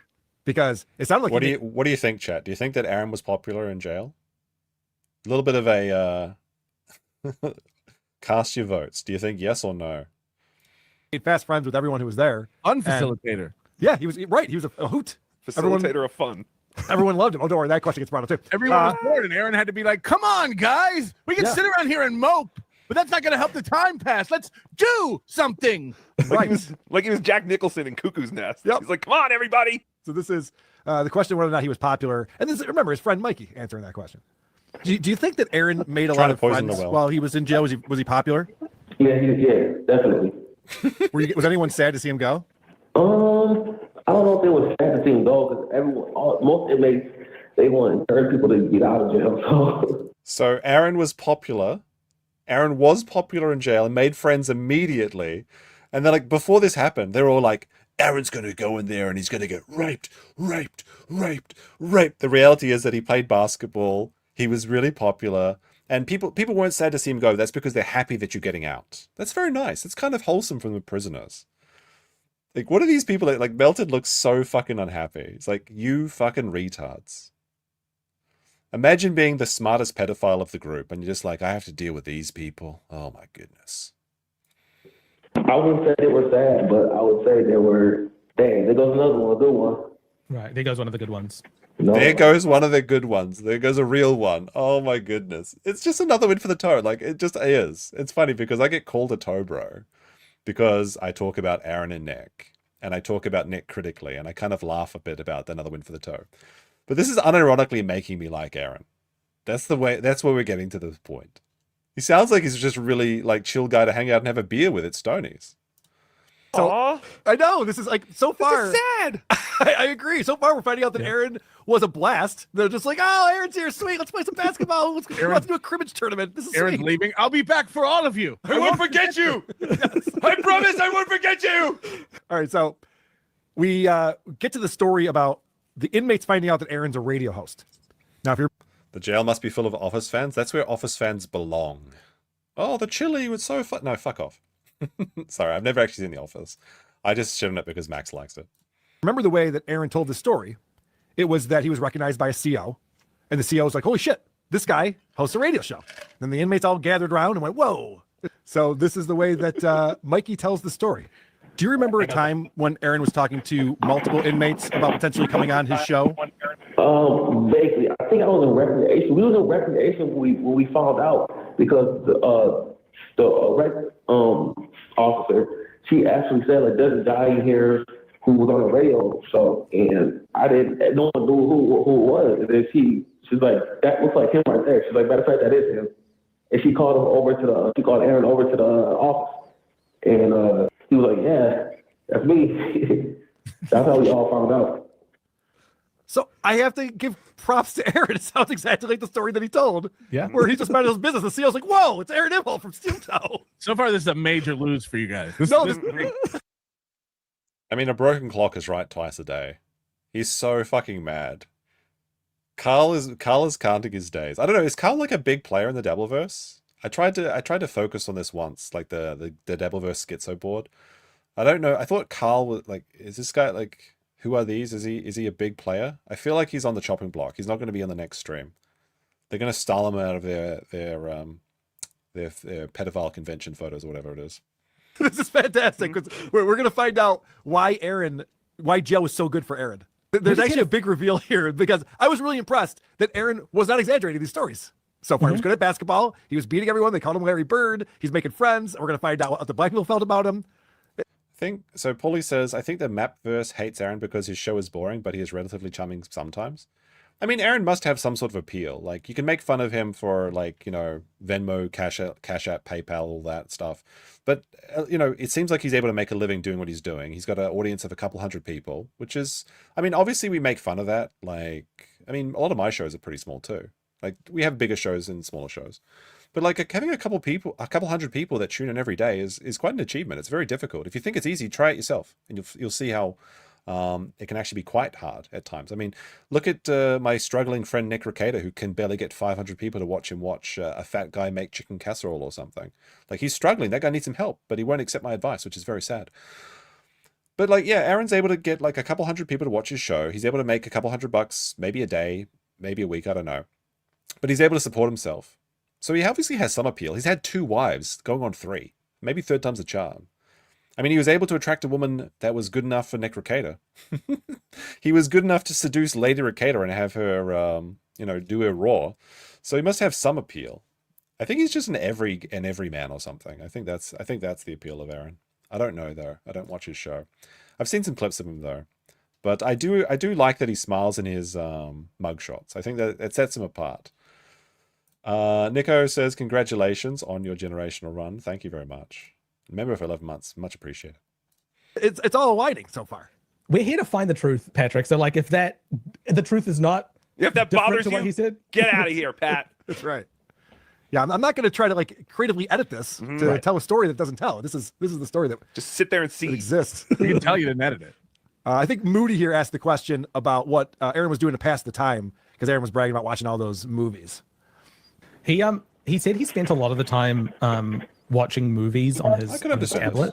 Did you see him like out in rec times or playing games a lot, or was he just sort of locked up watching things on his tablet the whole time? Yeah, most of the time he was in the cell. He was by himself in his cell most of the time. I've seen him outside the cell playing cards a few times. Yeah, I've seen him outside the cell a few times, but not often. Right. So Aaron was kind of a loner, it seems like. He was really excited about The Big Short. Mikey stinks. Did you guys ask him about Aaron's bathroom habits? Oh, we did, but he didn't have any visibility to that because he's on a separate floor. Mikey was on the first floor. I think that a lot of these guys are realizing on their podcast, this is like the are we the baddies moment, where they realize that Aaron is just like, he's making friends. They're calling up prisoners who are like, this guy apparently has some mental health issues or something, and they're asking about the bathroom habits of a man that's pushing 40. When do you realize that maybe you're in too deep, is my question. You know what I mean? Let's see. Karen says, well, her cat's name is Karen. As a woman, Aaron is charming in a weird way. I don't know him from YouTube. I may even speak. If I didn't know him from YouTube, I may even speak to him. I mean, I guess the phrase is like adorkable. I could see that. He's just an average guy, I think. I do think the begging is a bit much, but I mean, you know, if you don't ask, you usually don't get what you want in life. So I couldn't do it. I find it very shameful. Like I try and trick people into giving me donations by making other people say give me money like this. Sorry, I love the free bird, but that's just such a funny clip. But yeah, you do not ask, you will not receive, as they say. Aaron was on the second floor. There's some segregation going on that we'll get into. Oh, disgusting. Momentarily. But we wanted to ask Mikey about, would he want a guy like Aaron to represent him? Because as we know, Aaron came out and said, I'm going to become an attorney and I'm going to help these people out. And so who's going to get their law license back first, or I guess issued first, Aaron or Nick? That's the one thing that'll make Nick do his Sealies, is if Aaron passes the bar. Wanted to know if Mikey would accept help from Aaron for his legal needs. Did he ever talk to you about your need for a competent attorney, or any way that he could help you with being an attorney or helping you with your case? Not that I can recall. Did you talk to him about injustices and how you needed better representation? Oh yeah, I did. Okay. Yeah. So my situation is I've been in here for going on 8 months, and I was charged with arson, but I was found incompetent. Right. They're trying to find a place where we can go with treatment, to find treatment for my mental How can you be incompetent to starting fires? That sounds really easy. health. But without violating my rights, they're not doing it. Right. Because there's only a time period I can sit in jail for so long, and that time limit has already expired. So basically what he's saying is he hasn't been found competent to stand trial. So they should be putting him in a facility to get help for his mental illness, but instead of just keeping him in jail and just being like, hey, well, whatever, we'll figure it out at some point. Moody, Mikey said he had a court date yesterday when we talked to him on Tuesday, right? Yes, he said something about his lawyer trying to get his charges dismissed because they've held him longer than they're legally allowed to, even though he's been deemed incompetent. It's like, but you can tell from the audio, it's hard to get information out of Mikey. Like sitting down and having a conversation with this guy I don't know why someone would choose to do that for an extended part period of this interview is The Big Short. I mean, this guy seems pretty open with information. They called up a stranger and asked him about the bathroom habits of one of his friends. And they're like, well, this guy's just not giving us anything. It's ridiculous. What's his problem? Like, when do you realize that maybe you're on the wrong side? I mean, you don't even have to be pro Aaron, but just like this endless obsession with Aaron, it's starting to have an effect on these people, I think. They're like, yeah, we spent our day calling up a mentally ill arsonist so we could ask about how many shits Aaron takes a day while he's in prison, but we're the normal ones. Okay. But like this is Aaron's guy on the inside. Like this is what inspired Aaron to become an attorney, because he sees guys like Mikey, brought it up multiple times. And so we asked Mikey, like, would you want Aaron to represent you? Because Aaron was mentioning you on his show. Actually, he said that he was wanting to become a lawyer now. He was considering taking the bar, like going getting his LSATs and getting the bar. Would you be happy with him representing you if it got to that? Yeah, I would. I'll be honored. All right. It's another win for the toe. Mikey is so confident in Aaron's ability that if Aaron passes the bar, he would have Aaron. I mean, maybe that's the first white lawyer he would have or something. It's like, holy shit, yes. A non-state issued white lawyer? I'm going to get out. I'm going to be free. That's so, like, look at Moody's face in the second one. He's just like, when he said he was hard to get anything out of this guy, he means anything negative about Aaron. So Mikey's like, yeah, this white guy? Yeah. Sign me up. This guy seems like he'd definitely be an attorney. So Mikey is their, crazy. You can see their Yeah, fast that's, friends. that's where he's at. He's like, yeah, this guy, Aaron, would be a great lawyer for me. Yep. Makes sense. I mean, if it's a win, every time Aaron gets a W, you can put W in chat if you want. It's just like, it's too much at the moment. You're going to look like a group of Japanese people laughing online with all the dubs. I gotta tell you, the one thing he is good at is pumping up Aaron. He's making Aaron look good. He made Aaron look like not a liar. He's saying, I would definitely hire this guy. We missed him. Yeah. Oh, it's going to get crazier than that. Aaron seems great. You guys should really think about what you're doing with your lives and maybe stop doing all this nonsense. Yeah, I just want to say I had nothing to do with this, you guys. We'll see you on my channel next week. Yeah, Tukey also wants to say Carl in charge of stuff. Tukey also wants to say he had nothing to do with this. Oh, Tukey is consistently the funniest part of these clips, I have to say. I feel like he could do better things than what he's doing. We're getting there, guys. We're getting there. It's a slow build on this one. But we asked if Aaron was complaining about the system. Sorry, I had a slow build. Yeah. We asked if Aaron's complaining about the system while he's behind bars. Did he ever complain about the justice system to you? Yeah. Do you remember him complaining specifically about the judge or the prosecutor in his case?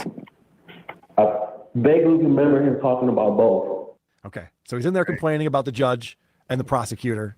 And we also asked if he would ever talk about people like Nick and Kayla and April. I wanted to know what kind of stories he's telling, because he's always rehashing these tales from his life. Did Aaron ever mention the names Nick or Kayla or April in jail? I think he mentioned a girl named Kayla. He mentioned Kayla. Oh, no! Do you remember anything that he said about Kayla? I'm not gonna lie to you, I can't remember that. No, Right. that's understandable. Was it like positive or negative? Did he say good things, bad things? No, it was positive. Positive. It was positive. All right. So apparently Kayla was the one who pressed charges on him, is one of the good ones for some reason. She's my soulmate, Mikey. She's all I think about while I'm in here. She didn't mean it. She didn't mean it. It's Nick's fault. No. Mikey's incompetent. He didn't hear Kayla. Like all that stuff about Larry Bird. Yes, that's true. But this one, Right. not That true. was not true. Diablo Sandwich, this bit is the epitome of you could have sent an email. There has been communication. Uh-oh. What? Ziggy Stardust, I'm seething. Toe told the truth. Pivot and put Zumak under the microscope. Yeah. This is like, it's supposed to be a parody, but there is actually just the reality. Maybe Aaron's not as bad as you guys say he is. Like, maybe the reality is that Aaron, outside of his internet show, is a normal guy who just goes to Stonies, has Bloody Marys, and plays fucking golf. And he begs a little bit, which is kind of cringe, I have to admit. I think this is when they're realizing, like, what the fuck? Aaron's a normal person? I mean, going to jail, though, is kind of stupid, though, obviously, but... So let's take hardest format. It's like a mixture. It's he like takes things that have happened and like shifts some of the facts around, and they become sadder when looked at again. Hold on. We're not there yet, people. Relax. Let's talk about hanging out. Let's talk about where Mikey and Aaron were hanging out, what they were doing. I should say this was clipped by Stalin19, by the way. Good clip, Stalin. I don't recall. Sounds like he was a very positive person to Joe. He was very upbeat. Yeah, definitely. How much time do you think you spent hanging out with him? Was it just on the basketball court, or did you guys talk in other times during recreation? He was upstairs on the top tier. I was on the bottom tier. We only come out at different times, so I didn't have a lot of time. But when we come out for meals, I would talk to him. Did he ever give you part of his meal? Yeah, he did. He gave me his cookies a few times. You know, I like cookies. Is that something normal that happens in jail? Do people usually share their food with each other? Only if you're part of the crowd. If like it was different with him because he didn't really know me. He just gave it to me because I said I like cookies. Such charitable man. I think so. What they're trying to establish here is that Aaron is a bitch and he's buying off his freedom. But I'm going to be honest. Like, I would rather give someone my cookie than get raped in the jail. But I mean, it sounds like that Aaron was just going to be there for 8 days, so he was just like, I could stand to lose some pounds or whatever. Like, wow, he gave a cookie to a black man. Oh my goodness. Disaster. Most people, they'll charge you something, or they're just not going to give it to you because they don't know you or you're not part of their clique or something like that. You gonna eat your cornbread? He knew I liked cookies. Was it the only guy in jail that likes cookies? That is so nice of Aaron, though. This is making Aaron sound like a nice guy in jail. Yes. This is all backfiring horribly. No, it's actually fantastic because we learned something about Aaron that I think is a great takeaway from this interview with Mikey. I realize it's a slow build to get there. I apologize. But I thought. I think Kyle does a lot of apologizing in his life. Thought that we had a long conversation with Mike. It was important to show this and show that the fact that Aaron had a lot of these stories correct in what he was up to. I asked Mikey about the vending machines, and Mikey was just like, "Listen, man, I'm not checking out what other people are spending their money on, so I wasn't paying attention to that." Like, all right, very good. I didn't know. It's fine. And then we asked about the fact that Aaron was the facilitator of fun. Aaron was the reason why they weren't just like staring at the hoop. Someone was like, "Well, let's form teams and play a game," You know, if you take this ball and throw it in that hoop, we could play a game. And this is one of the most ridiculous things that Aaron said when he was recounting his time in jail, where he's just like, no one was even doing anything until I showed up. Right. And he's like, John, you know how cool I am, right? I get everybody doing stuff and having fun. So this is fantastic. I mean, there are people like that in life, though. There's always like a ringleader that kind of organizes people. Have you guys continued to play basketball since Aaron has left? He mentioned that he kind of organized the games. Are you still playing 2-on-2 or any types of games like that? When he left, one of the other people who played with us left. So not really. He took his team with him. He called himself he took a his ball and went facilitator home. of fun. All right, I gotta pause it real quick. This is unbelievable. We're all clowning Aaron for being like, I'm the only person who has fun there. I talked about having fun. And I'm like, do they still have fun now? He's like, no, fun left when he left. It's bonkers. Like at this point, it was like, what is? It was. Yeah, I'm with you. Like it's weird. There's a couple of embarrassing things here and there, but let's check it out. That's like what this was. Like, what the fuck? He was the facilitator of fun. It's amazing. So everything that Aaron has said has been true so far, and they're just seething. It's so funny. He called himself a facilitator of fun. Do you think that that's how he sort of acted and that's how you perceived him? Yeah, definitely. Sounds like he really fit in there really well. Yeah, he did. Yeah, he is a criminal. Well, this is very revealing. Okay, so we're going to get to the part of this that I found the most interesting. Because all right, this is where Carl starts to spin his fantasy about how it's actually sad that Aaron enjoyed his time in jail. And there's something to this, so I will say something about that, but we'll just see how it goes first. We're going to learn that the Aaron that we know is very different than jail Aaron. Well, good news. The case may be that the Aaron you know is just from the internet. It's not real. It's a show. And you're convinced that his life is the same as it is online as it is in real life. Maybe the people that have actually met Aaron think he's a pretty nice guy. Maybe it's all a ruse. I don't know. I'm just saying. Maybe you guys are the ones that have realized that you're making a mistake here. There's a chance he'll be back. His aura. He creates more friends than enemies. I could tell you that much. He creates more friends than enemies. That's very surprising because I mean, we know him on the outside, and it's very much the opposite. Really? Yeah. He makes way more enemies on the outside than friends. Is this true though? Does Aaron make more enemies than friends? I mean, he's had 2 wives, and he's working on a 3rd. He's got hundreds of people watching his show. I guess the detractor shows are larger than Aaron's typically. I think that's the case. So maybe on the internet that's true. I feel like in real life this just isn't the case though. It's possible. Do you guys think so? Do you think he makes more enemies than friends? Seems like he's very good at making friends. So sometimes we worry about him, but it sounds like he made. He's holding naked twister parties at Stoney's. He's having cornhole days. Good friends while he was there, and I hope that we can help you two reconnect. And we'll be interested to see what happens on Thursday with your court appearance. That was me trying to wrap it up, but I wasn't successful with that. We continued to talk to him for a little while longer. You can see his eyes are closed and he's defeated in this clip. It's just like, it's fucking over. It's never been so fucking over. How am I gonna sell this to my fat overlord that it's actually an L for the toe? He was really wanting someone to talk to. Yes. Well, yeah, I imagine he doesn't have many people to talk to. Also, did he just talk to you guys about his personal case a lot? Like, I'm sure he's trying to get his own case out there and someone to hear it. Okay, so a couple things on that. First off, Moody's got a big reveal after we end this interview. He's been doing a deep dive. He into, was our actually buddy- framed? Our buddy Mikey. Yeah, we'll find out. I knew it. No one's ever going to believe Moody's big reveals again after today. I have a feeling they will. But since you asked that, we didn't really talk to Mikey about Mikey, but we did give him a chance to say his piece. And I want all the ladies who are watching and listening to pay close attention. This part is unironically a little bit sad. I'll just forewarn you. This you'll see. Am I allowed to say something to all those who are listening right now? Yeah, Please no, do, by yes. all means, please do. So I'm a 30-year-old black man, incarcerated right now. I'm single, I'm lonely, I'm looking for companionship. If there's any woman out there who would like to step in and fill that role, my name is Michael Hopkins. My number is 220-965, and you can reach out to me at memecopium.team3.com. Cool. Yeah, we'll definitely put that up. But I have to warn you, there's not very many women in this audience. No, there's a lot of women. We have a lot of female listeners. Stop it.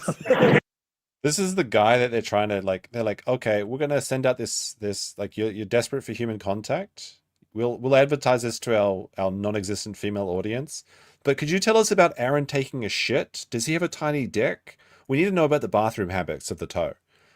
This is the guy that they're taking advantage of. He just seems like obviously he's mentally ill, or he's just low IQ. He did some bad things, like he's in there for arson allegedly. And he's just like, I'm so lonely. I would just like one companion. This is my name. This is my full number. Just anyone that can reach out to me, I'm lonely. And they're like, oh, we can use this guy to felt the toe.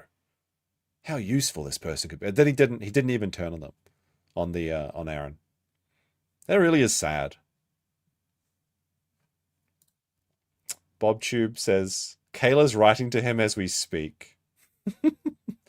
I hope Nick was listening to this with his earbuds in, because Nick actually commented on this, saying that was a big fucking L for Melton's crew. I hope he wasn't playing this on speaker. Kayla's going to be moving on up to a better deal.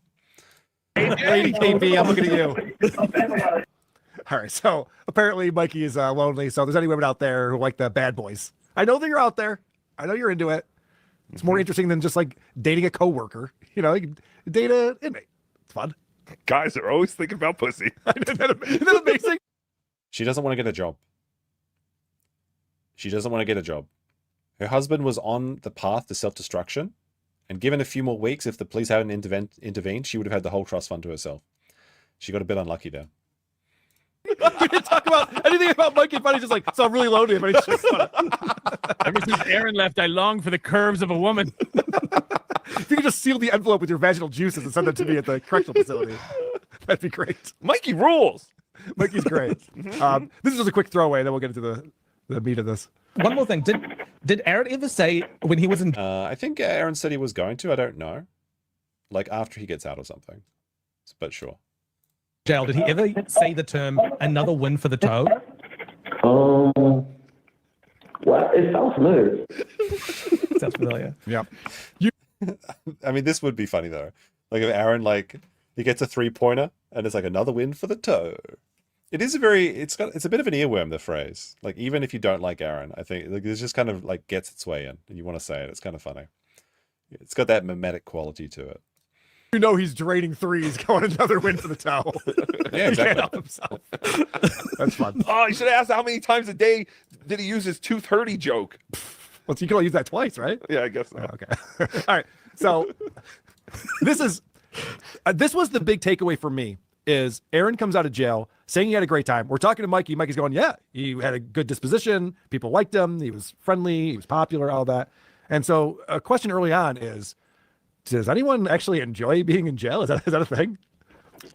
Have you experienced any inmates who actually have a good time? Even, maybe they spend just a week there or something. They have a good time while they have this experience? No, because I noticed that the inmates who have the shortest time are antsy to get out, and it seems like every little thing bugs them. Mm-hmm. All right. So this is a guy who's been there for 8 months. Does anyone ever have fun in there? No. This is not a good experience. Nobody wants to be in there and enjoys it. But then when you ask the question about Aaron, he actually feels a little differently about it. All right, so this is when they start using their headcanon to try and show how this is actually an L for Aaron. So what was your experience with Aaron specifically? Did you get the sense that he was having an enjoyable time? Yeah, I think he did. I think he needed the time to reevaluate himself. So do you think, like, for Aaron, like, the outside world might be jail compared to the actual jail? He goes, yeah. I'm institutionalized. I can't make it on the outside. Yeah. He's always saying, man, I don't have to see my kids. It's great.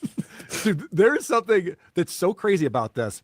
He says nobody likes it in jail. It's not a good place to be. It's not pleasant. Even if you're just there for a short time, you're complaining about everything. You want out. And then, what about Aaron, though? Oh, no, he seemed to have a blast. It seemed like something he needed to do. He even said he needed to reevaluate himself. He seemed like a guy who needed a little time away from his life to reevaluate himself. It changed my perspective on the whole thing with Aaron, because I thought Aaron was lying about having fun in jail. Me too. We all but did. it turned out to be true. Melton just like he's like, I'm gonna obliterate this from my brain. I don't want to remember any of this conversation. Swing it back. Patrick, don't turn to the bottle, man. Come on. Stay with us, buddy. It turned out to be true, which is like people like, how bad is the life on the outside that the jail is the good time? I think there's like a little bit something to this though. Like, so the idea that a lot of people create lives for themselves that maybe they don't enjoy. You could ask Nick about that, I think. That's why he's doing everything he can to obliterate his brain and get state legal drugs now, because he can't take the life he's created for himself. But like in Aaron's case, I don't think this really talks to a larger picture of his psyche. A lot of people could do with a week away from technology, a week away from their life. Like if Aaron was in there for like 2 months, 3 months, 6 months, I'm sure he would have had an awful time. But like 8 days, and you're just kind of enjoying, it's almost like a bizarre school trip or safari, essentially. Like you can like, oh, it's just 8 days. I'll just try and, be careful, play some games. I don't have to check my phone. I don't have to check my emails. A lot of people pay for that experience. It's literally called a digital detox. That's more of a problem with society, though, than Aaron himself. Although, maybe. Who knows? I figure if he was in there longer, he wouldn't have enjoyed it. But like 8 days, like, anyone could do something like for 8 days. It's not a long time. I guess being away from the internet for 8 days is unimaginable for these people, though. Hear that reaffirmed by someone else is wild. So this I found fascinating. We start talking about race in jail and how they interact. Aaron's talked a lot about the racial makeup in the jail. This is a good question. Some people have put forth the idea that this will clench the HRO. I still have my doubts since Melton is so far away. I think he's in Las Vegas or something. I feel like this is a dumb move until he actually gets a result. But maybe he's just thinking that Aaron's going to keep kicking the can down the road and it's never going to happen. So he's just going to try and get as much in as possible. But it does seem like a risky proposition. Talking about how the black people loved him. What is the racial makeup where you are? Primarily, they have it feels segregated. Like upstairs, primarily white, and then downstairs, primarily black. But that's the crazy part. He was loved by the black folks more than anything. Why do you think that is? I think he was genuinely being himself. He didn't put on the front, and he didn't come off. Black people love Aaron when Aaron's being himself. Nick is furious right now. No. Don't you know how many Jamaican hookers I've sent $1,000 to? They can't like Aaron more than me. It's not. Don't you know how much I've sacrificed? The black people love Aaron. Is that like is the average toe bro just like black? Is that the case? How many is it just like all Nigerians in Minnesota or something? Or I guess Somalis? How envious is Nick right now? Aaron's got all the black people on his side. That's why he's so angry, I guess. Like, I don't know. He had an aura about him that was just. He's got aura. This guy's been in jail for 6 months. He has never heard the phrase aura farming, but like they just invented this. It's like parallel evolution, where they invented the word aura on the outside and the inside simultaneously. And Aaron just has a fucking aura when he goes into jail. Oh, they're so mad. It's funny. Aura. Yeah, this is amazing. This is the part that I went, oh, okay, this is the takeaway on this. Whenever Aaron's on his show, he has to put up a front, be a different guy. He's shock jock Aaron. He's confrontational. He knows everything. He's a know-it-all. He goes into jail, and lets his guard down. Is just a guy. He's just Aaron Imholt. Unlike Nick. Turns And into it's a not- Girl Scout. He's handing out cookies. Yeah, he's handing out cookies to people. He's being nice. He's teaching people how to play cribbage. He's a stress of totally the- different person. The internet stress is not there. The goal stress is not there. Yep. It's like it's a relief for him, and to the point where he's There may be something to this. There may be something to what Moody's saying here. But I think a lot of people could do with a week away from their responsibilities. got aura, Especially away jail. from the internet. He actually has, I wrote this out of my notes, likability. This is something that he completely lacks on his show. He's so unlikable. Jail! In jail, all of a sudden, he's happy-go-lucky. Hey, let's all get along. Hanging out with black people, cracking up black people, the people that he makes fun of nonstop on his show that he hates. And now he's just like, easy, get along. Maybe he just makes jokes and the black people respect him for it. Oh, my camera turned off. My camera doesn't respect me. That's okay. We're almost to the end of the show. Oh my gosh. Maybe Aaron doesn't hate black people. Maybe he just makes jokes and black people like it when you're honest with them and you're not pussyfooting around or stepping on eggshells. Just be yourself. It's like Peter when he went and said the N-word. They respected him for it. Long, likable. Do you think Aaron dropped the hard R in prison? That's what I have to know. Aaron Imholt. I Yeah, think face the on the biggest bill, let's go. takeaway, and something that we've been saying, and Patrick, you have been saying this for years now, and I think this proves it. It sounds like he really felt free in jail. Yeah, probably relieve the stress of that pressure he had outside. Have you seen that with other inmates where they actually relax when they're in jail? I've heard other inmates say that out loud. Like, this is like a vacation. But they don't mean it. I think some people mean it. Do you think? You know, some people are homeless out there. Yeah, so it's like for those people, it would be like real life is the punishment, and jail would be the reward. Yeah. So Aaron has created his own prison. It's the goal. We've been saying this forever. It stresses him out. He doesn't sleep over it. He freaks out in between shows, during the show, after we've talked about how SP will watch a show and know, like, oh, he's going to be in a bad mood. Don't need to get around him. And for him to just spend, he says 6.5 days, it was 8. For him to spend 8 days not worrying about the goal at all, relieved all that stress from him. And you heard what Mikey just said. He goes, the only other people who come in here and actually jails a step up from their lives day to day are homeless people. Aaron's living a life that's worse than a homeless person, or at least on the same level, because he's created this job for himself that he hates. He hates his life so much. This really was a vacation for him, going to jail. Yeah, but going to jail is like blocking everyone. Yes, he loves Right. that. Yeah. Right. Yeah, it's like I just that didn't hit me on. Yeah, there is something to this though. Like, this is what I'm saying, is that like what they're saying about Aaron may in fact have some truth to it. Now, does Aaron hate his life? I don't know if that's the case. Does he hate his show? I don't know if that's the case. But they certainly believe that is what he thinks. But like, yeah, a lot of people could do with a week away. The camera, I know the camera's broken, it's fine. But yeah, a lot of people do this. And basically everyone could use a week away. It's so funny though, that they're so mad. What is the end game for these people? If Aaron goes to jail forever, they've got no content. If Aaron like offs himself, they've got no content. I don't like this messing with people in IRL. Just keep the online bullshit online. That's all you have to do. That's what I try to do. That's why I don't contact people and try and do things like that. It's like, yeah. Until this interview, that was a possibility. Yeah. Because for any other person, jail would be a terrible time, and then it would be Aaron fronting and lying about stuff. But I think the reality is so much sadder that a lot of the stories and Moody, were true. that was such a huge takeaway for me, because now that I'm seeing that, okay, so Aaron was having a good time and he was making friends and all these things he said happened, you would think, because even Mikey says he needed time to reevaluate himself. You would think that Aaron would come back and be like, guys, what am I doing with this goal thing? Like, let's just do a fun show. And if I don't make enough money, I'll get a job on the side. I'll drive DoorDash. You know, you think. I mean, Aaron can work from home. A lot of people would kill for that. He gets to talk on the internet about bullshit for like, what, 4 hours a day? Maybe more. And I think he does 2 shows. Maybe it's like 5 or 6 hours. Even if he's doing less than 8 hours a day, I'm pretty sure. Like, a lot of people desire that. Go to work in your fucking pajamas if you want to. Yeah, he begs. Venmo, Cash App, PayPal, whatever. That's pretty cringe, I agree. But for a lot of people, he's living the dream. He's come up with something to relieve the stress in his life. Well, and instead, why- by Wednesday, he's like, where the fuck is the goal? He's already freaking out again about it. Why would he? When he'll get punished for it, it'll be like going to a resort. Like it's a relief for him to be in jail. No, I understand that. Genuinely. I understand that. But Moody, like, his day to day is worse than being in jail. Like, this, I think, is proof. Aaron was more relaxed and having more fun. Even when he's on vacation, he's on Kiwi Farms the whole time. He's not having any fun. In jail, he's got no phone. Hey, you can have fun on Kiwi Farms. What are you talking about? Kiwi Farms is hilarious. He talked about that. He's like, yeah, you can't look at your messages. You can't get push notifications. It's great.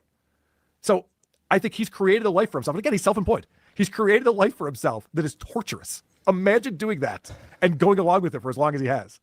Patrick, comment? You look like you look like you disagree. This stinks.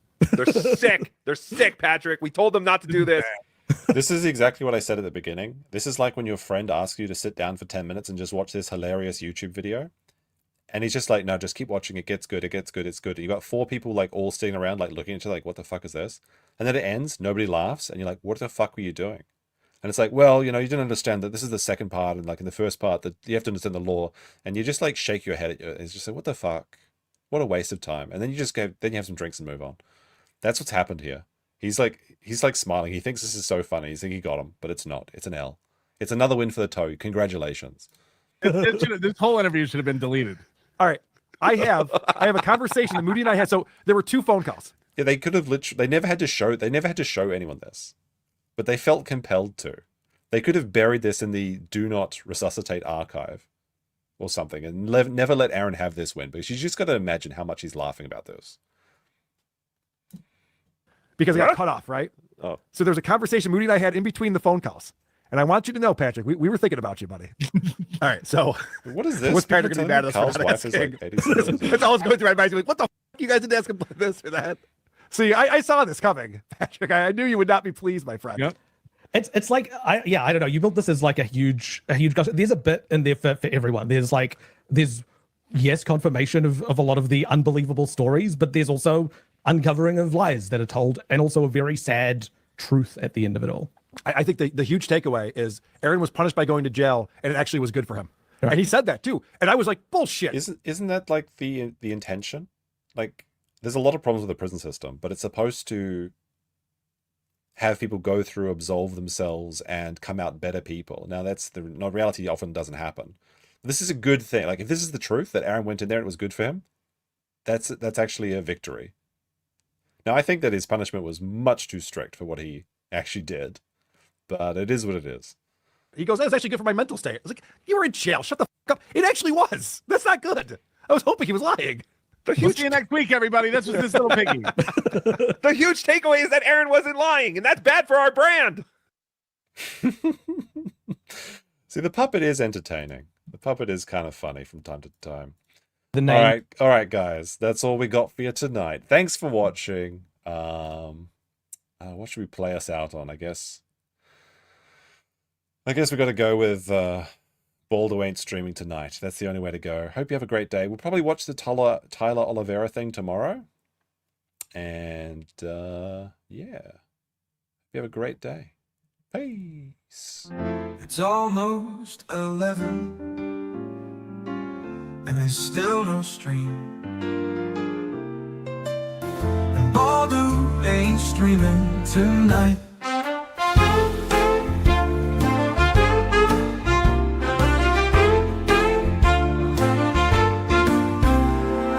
It's almost 11 and there's still no stream, and Baldo ain't streaming tonight.